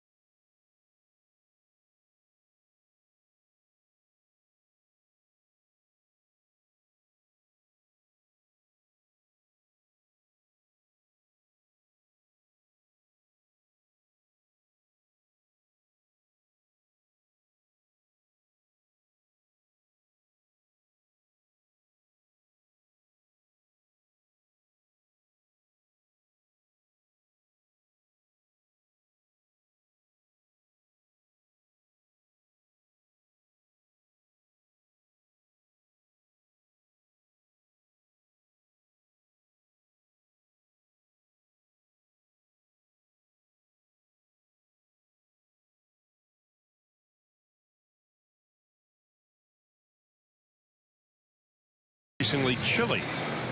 Tuesday night in the desert. A look at Carl's Camp. Where they are. Shot by Sal Perez. Perez's third home run of the spring. Royals a 3-1 lead. As we go to the bottom half of the sixth, and you're looking at Adam Libator. Mostly fastball sliders, we all know. 94-mile-an-hour average. Sliders around 84. You like that 10-mile-an-hour differential, and you like him even better when he pounds the strike zone. 2 earned runs, 3 hits, and 6 1/3 this spring.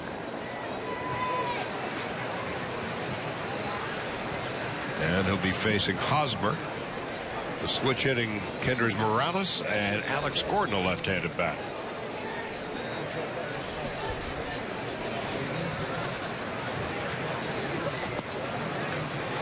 Hosmer fooled on that one.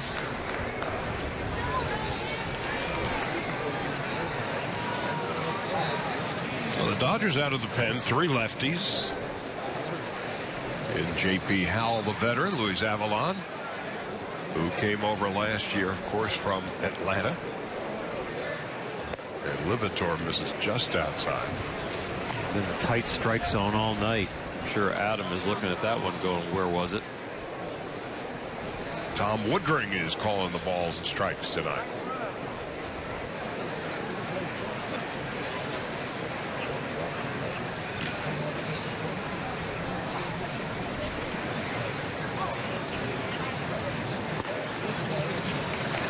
During spring training, managers and pitching coaches are looking for situations to get their left-handed relievers in these kind of left-on-left matchups where they're going to call on them in the regular season. So it's a test that Adam knows that he's supposed to try and pass.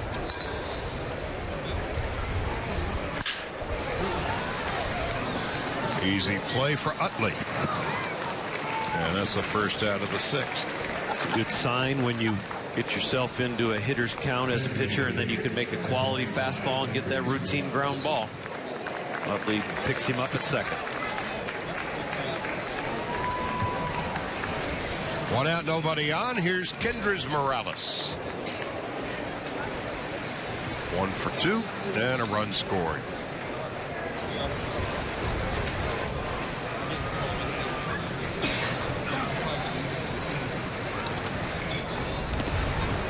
So what'd you think of the Rays and the Cubans today in Havana?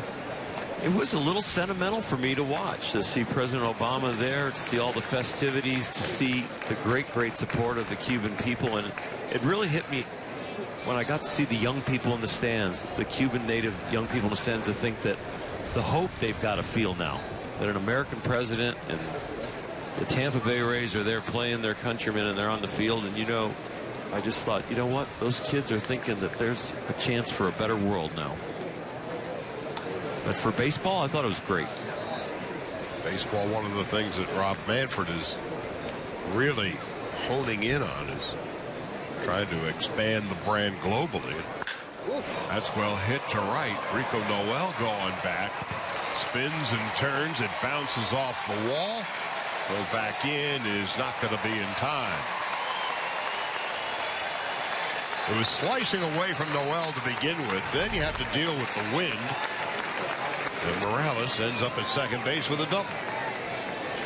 Early in the night, he hit a bullet to right field. Also, Morales to get his other hit. This one is just laced. The wind is blowing out to right, but this one didn't need any help. It actually might have knocked it down a little bit, even though it was helping it head out there.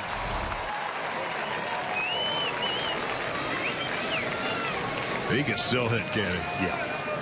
I mean, without the freak injury, when he was an Angel, jumping up at home plate and busting his leg up, who knows the numbers he could have put up over those years and maybe still be an Angel. Alex Gordon into short left center. Trace Thompson is there. But you were saying something about the game in Cuba, Charlie. Rob Manfred. Manfred was there, and of course the WBC qualifying games took place. Of course, Adrian Gonzalez left the Dodgers for a few days to play for Mexico. They will advance to the tournament next year. Slowly but surely, the Dodgers, actually Major League Baseball, trying to expand the brand globally, and now with a new entree into Cuba. Be fascinating to see how that plays out here, there, and everywhere. Clayton Kershaw and Yasiel Puig were part of a contingent that went down in the offseason. Short hops past Ellis. Calise is the runner at third. A wild pitch.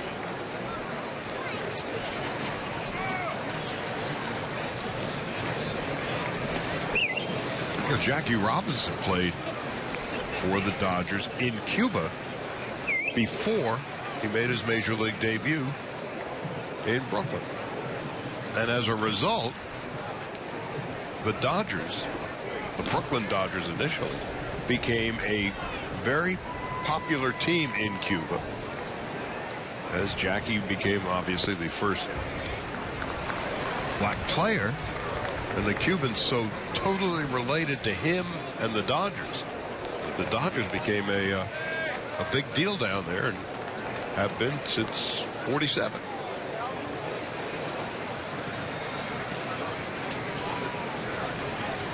Two balls, no strikes, and two out. Perez, who hit the long distance home run in his last at bat, takes a fastball for a strike. Chase Utley playing him just a couple of steps to the first base side of second. The outfield is straight away. Liberatore, the third Dodger pitcher of the night.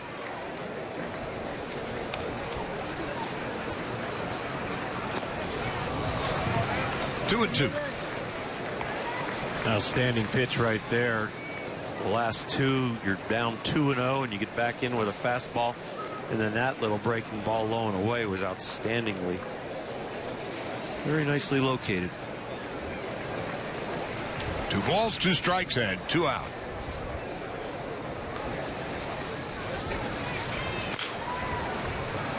Chopper to third and foul. It actually looks like a new toy that Adams working with, a changeup. From the grip I saw from the center field camera, it looked like he had the okay changeup grip. Threw it nice low and away right there with a little depth to it. See AJ's glove going down if the ball would have reached him.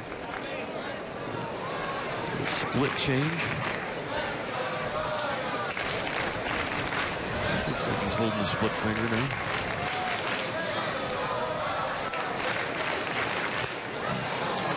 Gets Perez and gets out of trouble. Adam Liberatore. No runs, a hit, a runner left at third.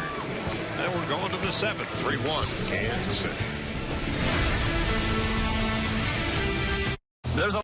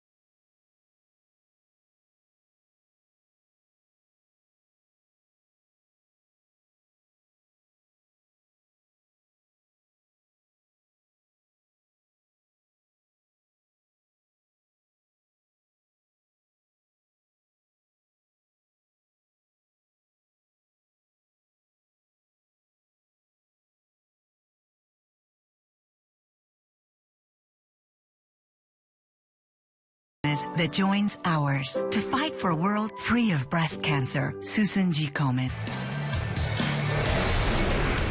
Don't look now, but opening day is 2 weeks from yesterday. The Dodgers will be in San Diego, and Clayton Kershaw will be making his 6th consecutive opening day start from San Diego up to San Francisco for the Giants home opener. But the Dodgers return home on April the 12th to host the Arizona Diamondbacks. 3 days later, of course, it is Jackie Robinson Day. Special day around baseball, especially special around the Dodgers. Here's Kelvin Herrera. 72 appearances last year. It's just one after another. These guys, they just come out. 64 strikeouts, just 26 walks. And Rob Segedin, first time he is seeing Herrera, fouls it off, and it's 0-1. So what'd you think about Liberatore's performance tonight? You know, he was here and there, but he did a good job pitching around the hit. And I like the fact that the split finger was working there, the changeup. And I think A.J. Ellis really liked the fact that he could throw the one low and away and then came back and threw the fastball in to blow the hitter away. He looked very good. Herrera is the 4th Royals pitcher of the night. Chris Young won 4 1/3. Scott Alexander, Joaquin Soria, and now here is Herrera. Out of the Dominican in his 5th big league season. And Segedin is down on strikes.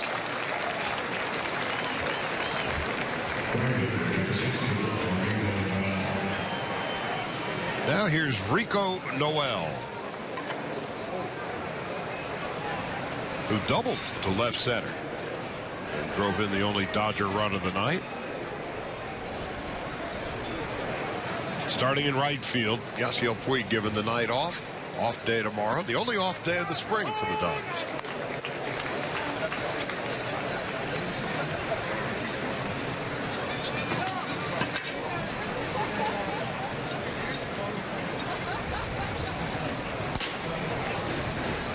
Fastball upstairs. Herrera came up with the Royals in 2011. A career ERA of 2.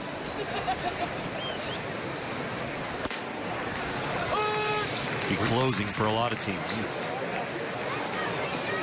We don't have the radar gun working tonight, but that got up there in a hurry. Willie Calhoun is in the on-deck circle for the Dodgers. Carl Crawford's night is done, and it was a mismatch. Herrera punching out Noel.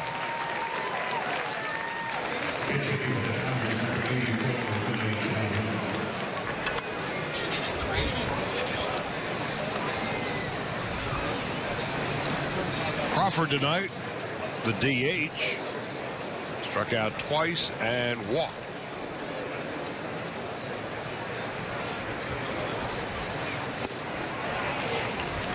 There's a strike, and it's 0-1. Calhoun with his number 84 takes the half-hour bus ride over and gets to face 95, but then the guy backs off and throws an off-speed pitch the first pitch, and back-to-back off-speed.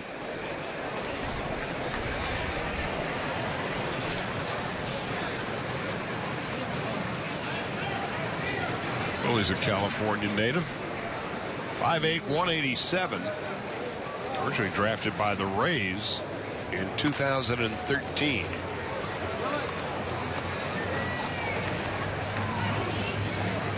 Last year spent time at Rancho, Great Lakes, and Ogden, and hit .316 overall.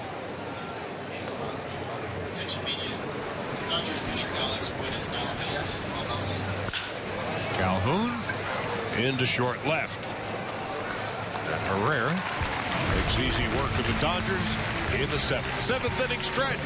And the Royals are leading the Dodgers tonight 3-1.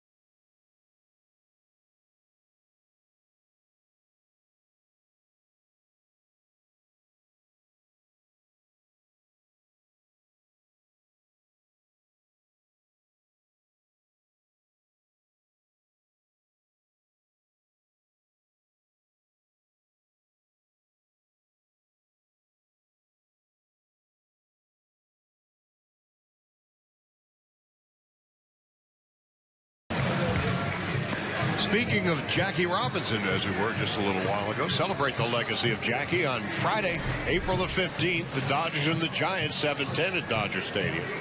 And the first 40,000 fans in attendance receive an adult replica Jackie Robinson jersey presented by Bank of America. Visit Dodgers.com/promotions. The hard-throwing right-hander, Pedro Baez. Last year, an ERA of about 3 1/3. Opponents hit less than 250 against him. Struck out more than one batter per inning. And he becomes the 4th Dodger pitcher of the night. Alex Wood, 4 innings, 3 runs, 6 hits. Lewis Coleman, no runs and a hit in his inning. And Libator, no runs and a hit in his inning.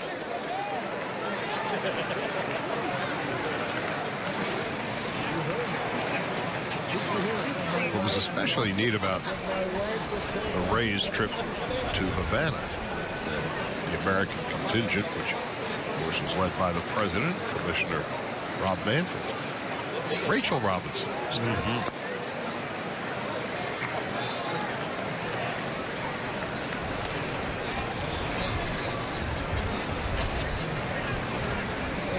Travis Snyder leading it off, 0 for 2 tonight.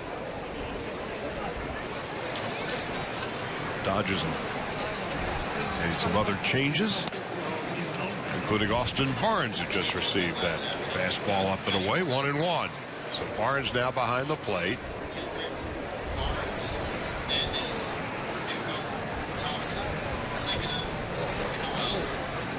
Alex Verdugo has been inserted into the game for the Dodgers as well.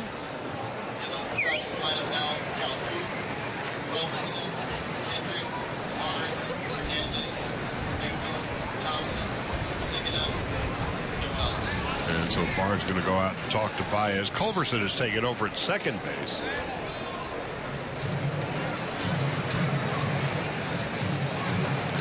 Well, Pedro Baez got a chance to watch Kelvin Herrera come in and do his job, and really Pedro's got the same kind of tools.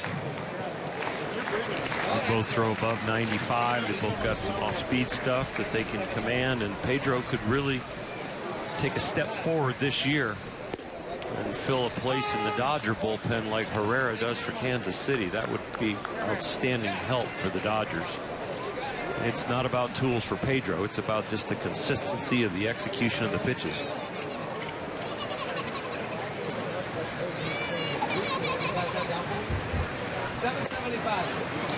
Got by Snyder in a hurry. Just like that.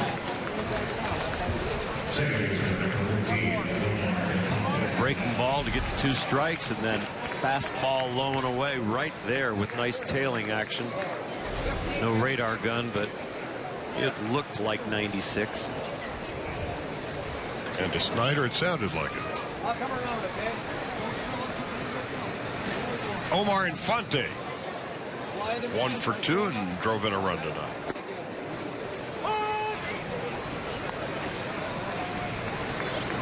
Baez in 6 innings, 2 runs and 5 hits in spring.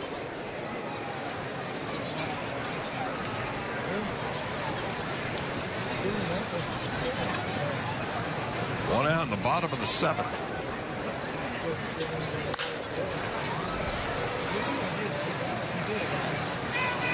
Nothing and 2.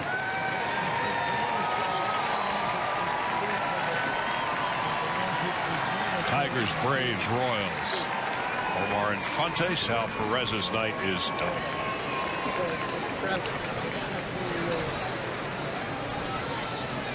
He's a fun player to watch. 1 and 2.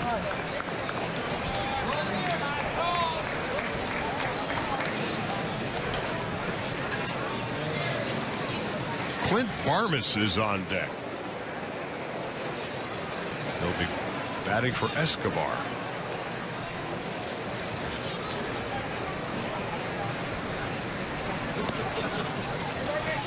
Two and 2.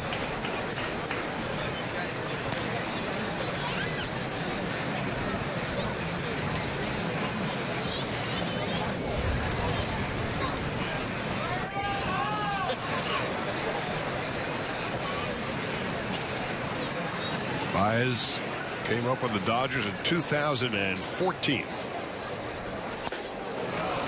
one-time third baseman. Hit like a third baseman and pitched like a pitcher. Ergo, he is very easily their 8th inning setup guy. Could well be.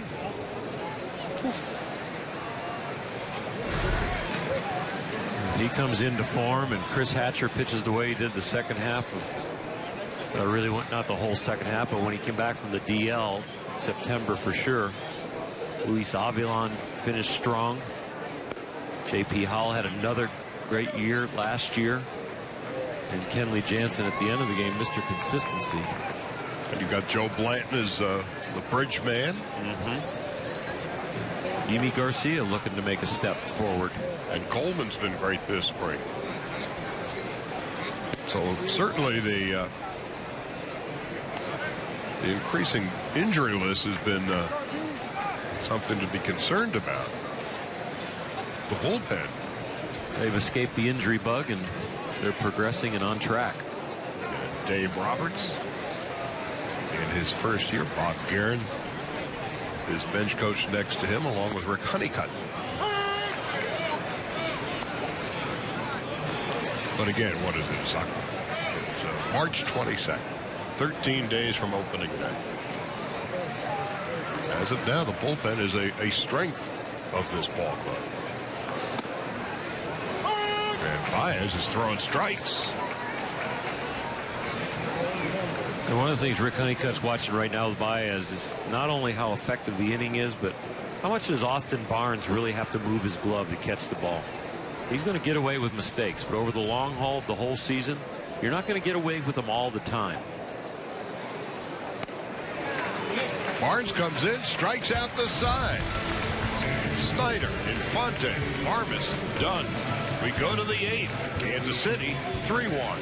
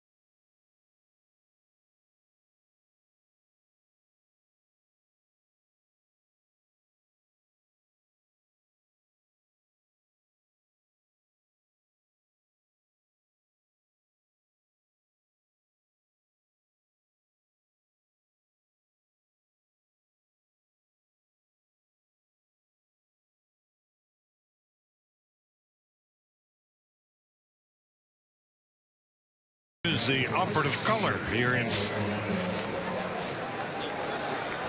Surprise. You're looking at Danny Duffy. He is the 5th Royals pitcher of the night.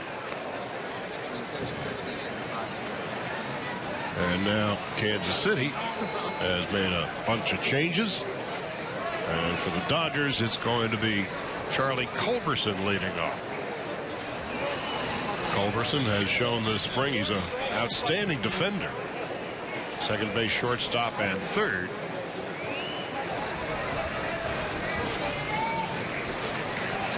He's leading it off with Kendrick on deck and Peterson to follow.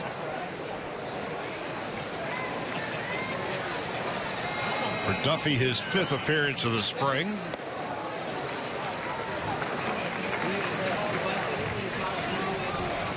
Hasn't been so good so far. 8 earned runs on 11 hits, 4 walks, 2 hit batsmen in 8 innings.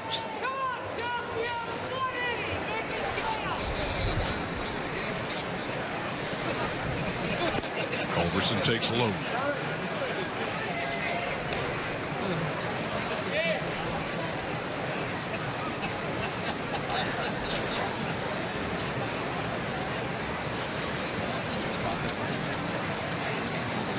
The Royals with 2 runs in the 2nd and 1 in the 4th. The Dodgers with a run in the 5th. And Culberson, 1 ball, 2 strikes.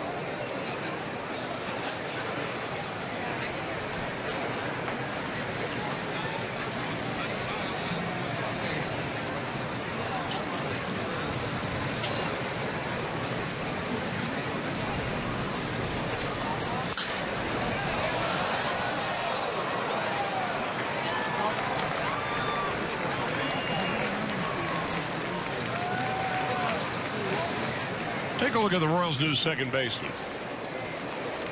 Yep, that's Raul Mondesi. And yes, he's a son of. And the Royals think he is the genuine article. Projected as a shortstop, but getting some time at second here tonight, and maybe some time at second in the future. Looking for a way to crack the big leagues. Royals figure it's just a matter of time. Without the size of Infante's contract, maybe he would push him a little quicker. Culberson is done. That's the first out of the 8th.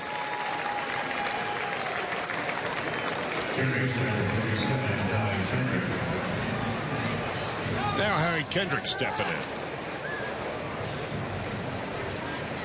Veteran getting his 4th at bat here in spring training, stretching it out. Off day tomorrow. Either a good day for manager Dave Roberts to give somebody 2 days off, or a good day to stretch somebody out and know there's an off day tomorrow. Howie tonight 0 for 3, 2 strikeouts. He flied to right. Dodgers have been held to 2 hits.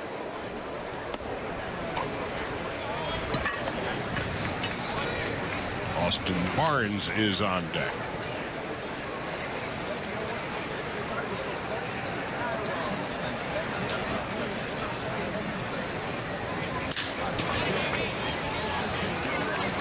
Clint Barmas. Dodgers have seen him a lot over the years, be it Colorado, Pittsburgh. Now trying to hook on in Kansas City.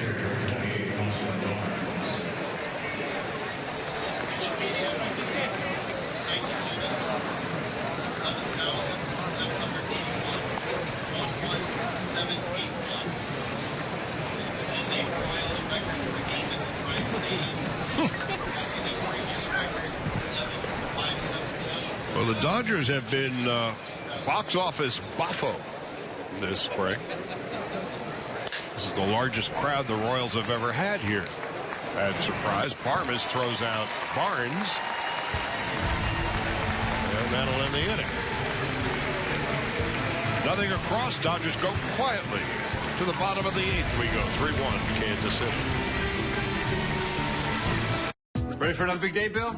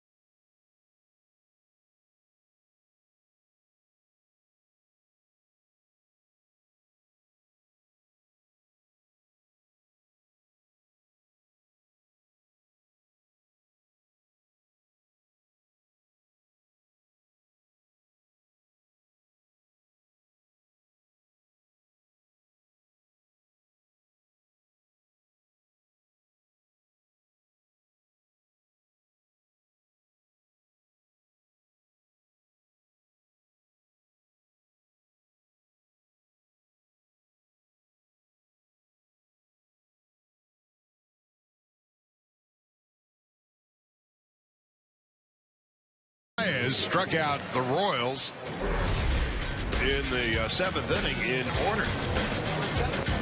14 pitches, 10 strikes. Snyder and Fonte. And then Barnes. And so he's going to come out and pitch the 8th inning.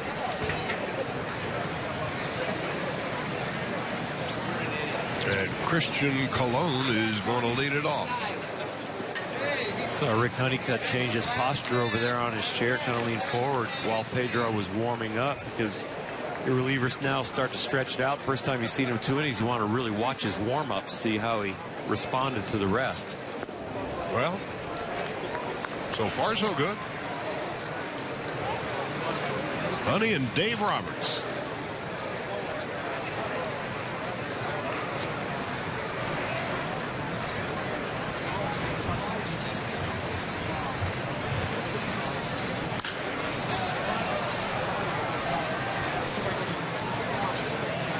Raymond Fuentes is on deck.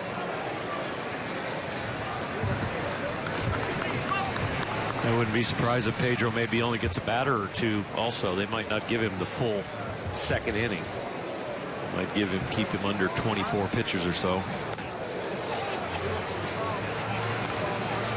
So we mentioned as we were going to break, this is the largest crowd the Royals have ever had here in Surprise. 14 years they've been playing here. The Dodgers already have had 5 sellouts at Camelback. And when the Dodgers host the Giants Friday night over at Camelback, sellout. And on Saturday the 26th, the White Sox, sellout.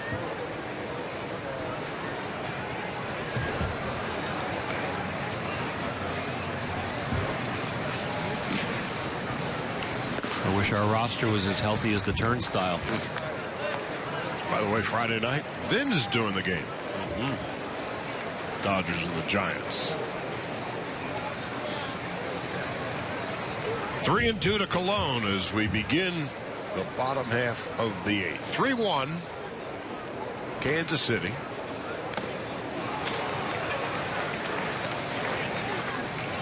Cologne is done. Baez has faced 4 batters. He struck them all out. Now Dave Roberts is going to come out and grab the ball and thank him very much for a good night's work.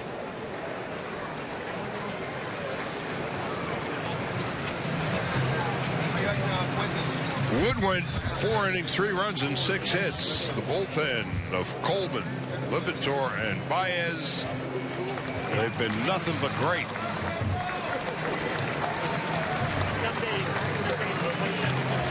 Matt West is trotting in when we come back.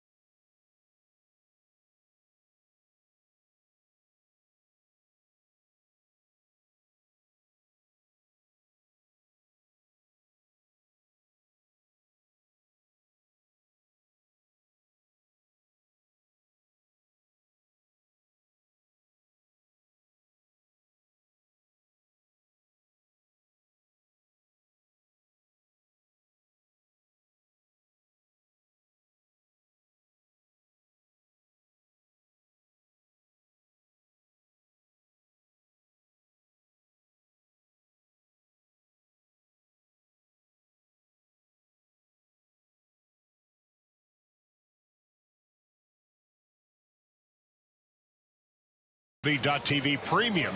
Everything you've come to expect and more. New low price for 2016. Watch every out-of-market game of all 30 teams live in true HD on over 400 supported devices. Blackout and other restrictions apply. Visit MLB.tv for details. You're looking at Matt West. You see what he did at the minor league level last year. This spring, this is his 7th appearance. 2 earned runs and 4 hits in 6 innings. He can run it up there above 95. He can show you a slow curve ball, breaking ball, get down as low as 75, and he's got a change up around 85. Raymond Fuentes.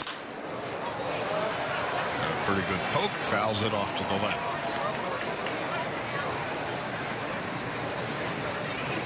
Cody Decker on deck.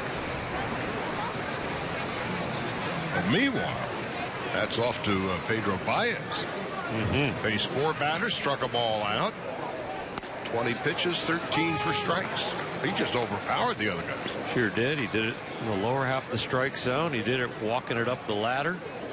And he responded to the hurdle of sitting down for a half inning and coming back out, getting loose and punching that guy out. And gets congratulations from George Lombard.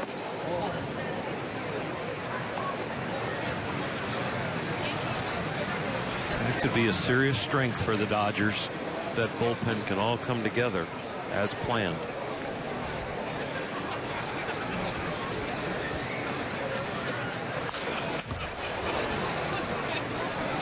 Two and two.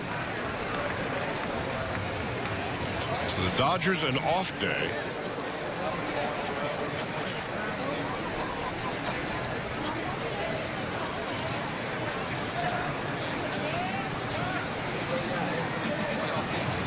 On Thursday, Dodgers and the Indians over in Goodyear. So then Kershaw pitching for the Dodgers. Trevor Bauer. He was going for Cleveland. Trevor Bauer can go through some gyrations, stretching and long toss and different things that Terry Francona over there with the Indians has tried to curtail. He's unique. A little bloop into left field is going to drop in for a base hit.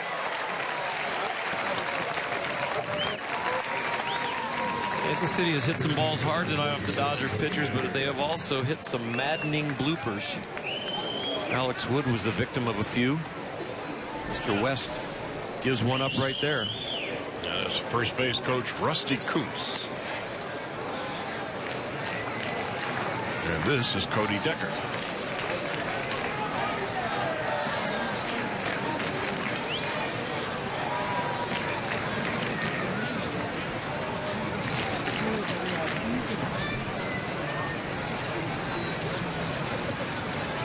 This is how far the Kansas City Royals have come.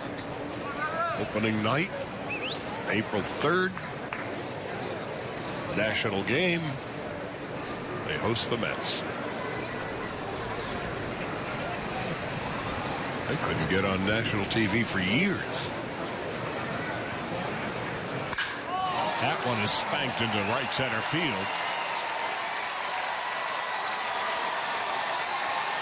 And that out at the plate. Oh, what a throw. Barnes with the slap tag.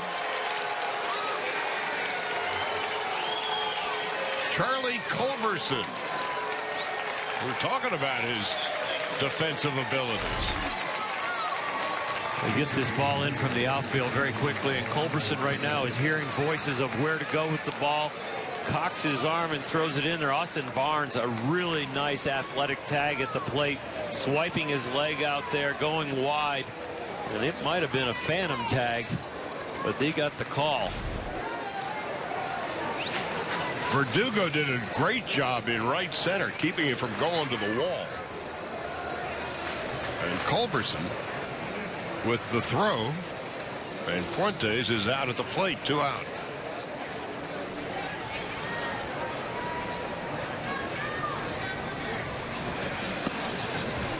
There's a knee buckler for a strike. No one comes in around 75 on average for Matt.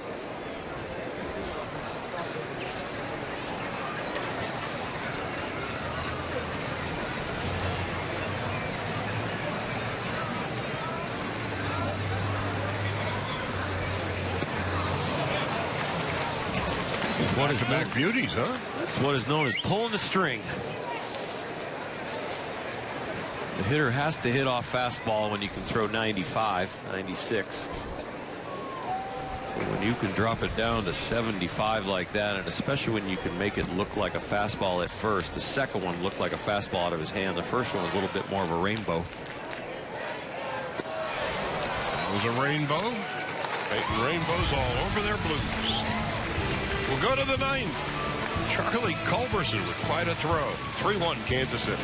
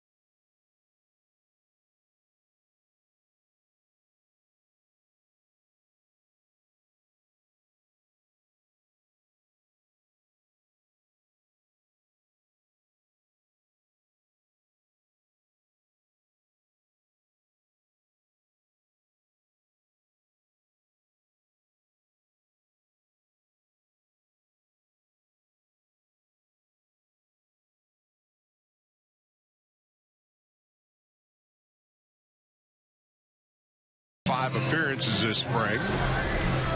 Pitched 2 scoreless against Texas and the Angels. And 3 appearances since. Not so good. 8 runs and 9 hits in his last 4 innings. So he's looking to right his personal ship.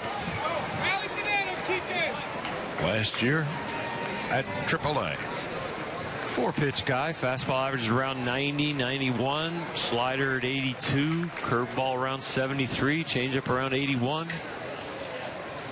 He's just looking to refine his repertoire, and he's got nice size, nice pitcher's body. Kike Hernandez 1 out of 3 tonight. With Alex Verdugo on deck. Under the knees to Hernandez.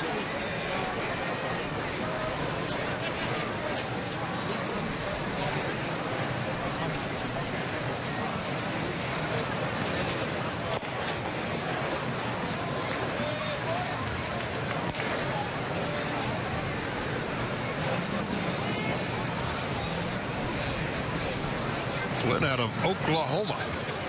6'7", 255. There's a strike. Royals win the tail of the tape tonight. Chris Young at 6'10" started for him. Now we got 6'7" finishing the game. And of course, Chris Young played collegiate basketball at Princeton. He and Will Venable were teammates on both the baseball and basketball teams for the Tigers.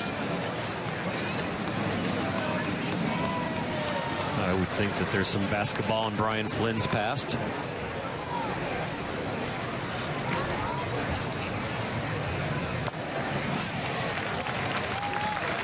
That's the first out of the ninth.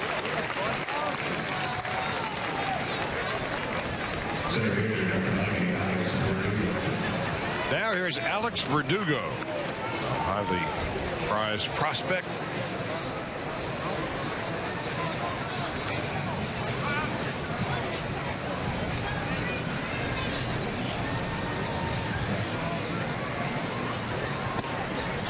1 ball, no strikes.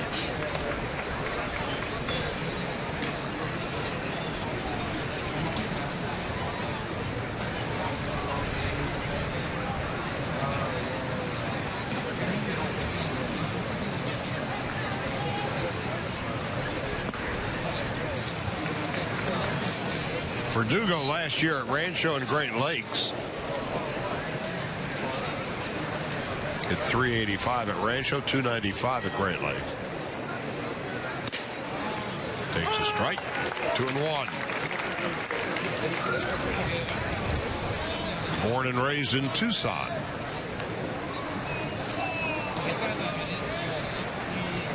Second round pick of the Dodgers in 2014. Into right center field. Going to be a base hit. Verdugo's on his way to second base with a sliding double.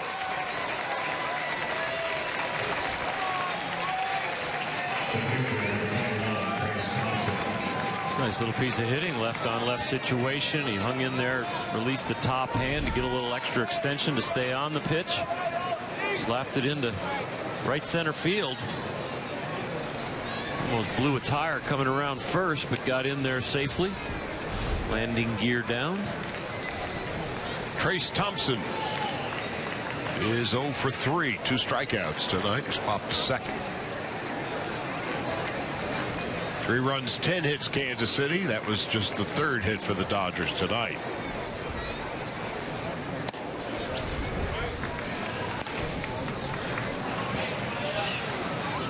The Royals have bullpen activity.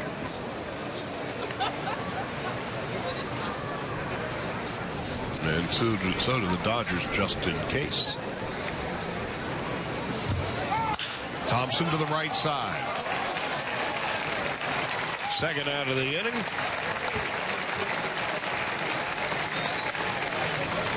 Cody Decker with the play. 2 gone. And Rob Segedin stepping in. Segedin tonight got a board on an error. He's walked, scored a run, and has been struck out.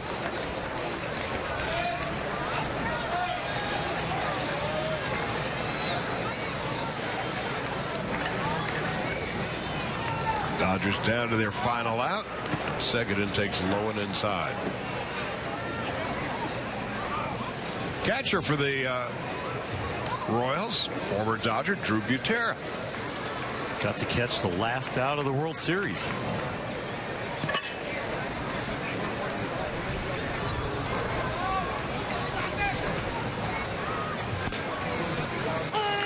Boy, for a catcher, especially a backup catcher, doesn't get any better than that. Caught the last out of Josh Beckett's no-hitter. And then A.J. Ellis stepped on his mask. Yep. And then upgraded that last catch with the last out of the World Series. And couldn't happen to a nicer guy. Absolutely. And his dad had a solid big league career, Sal Butera. 1 ball, 2 strikes, 2 outs. Dodgers down to their final strike. And a slow comebacker to second base. Segedin is done. And so are the Dodgers. So the Royals win it tonight, 3-1, 3 runs, 10 hits, and 1 error. For the Dodgers, 1 run, 3 hits, and no errors. So that is a wrap for us from Surprise Stadium. Our next game here on Sportsnet LA Thursday night.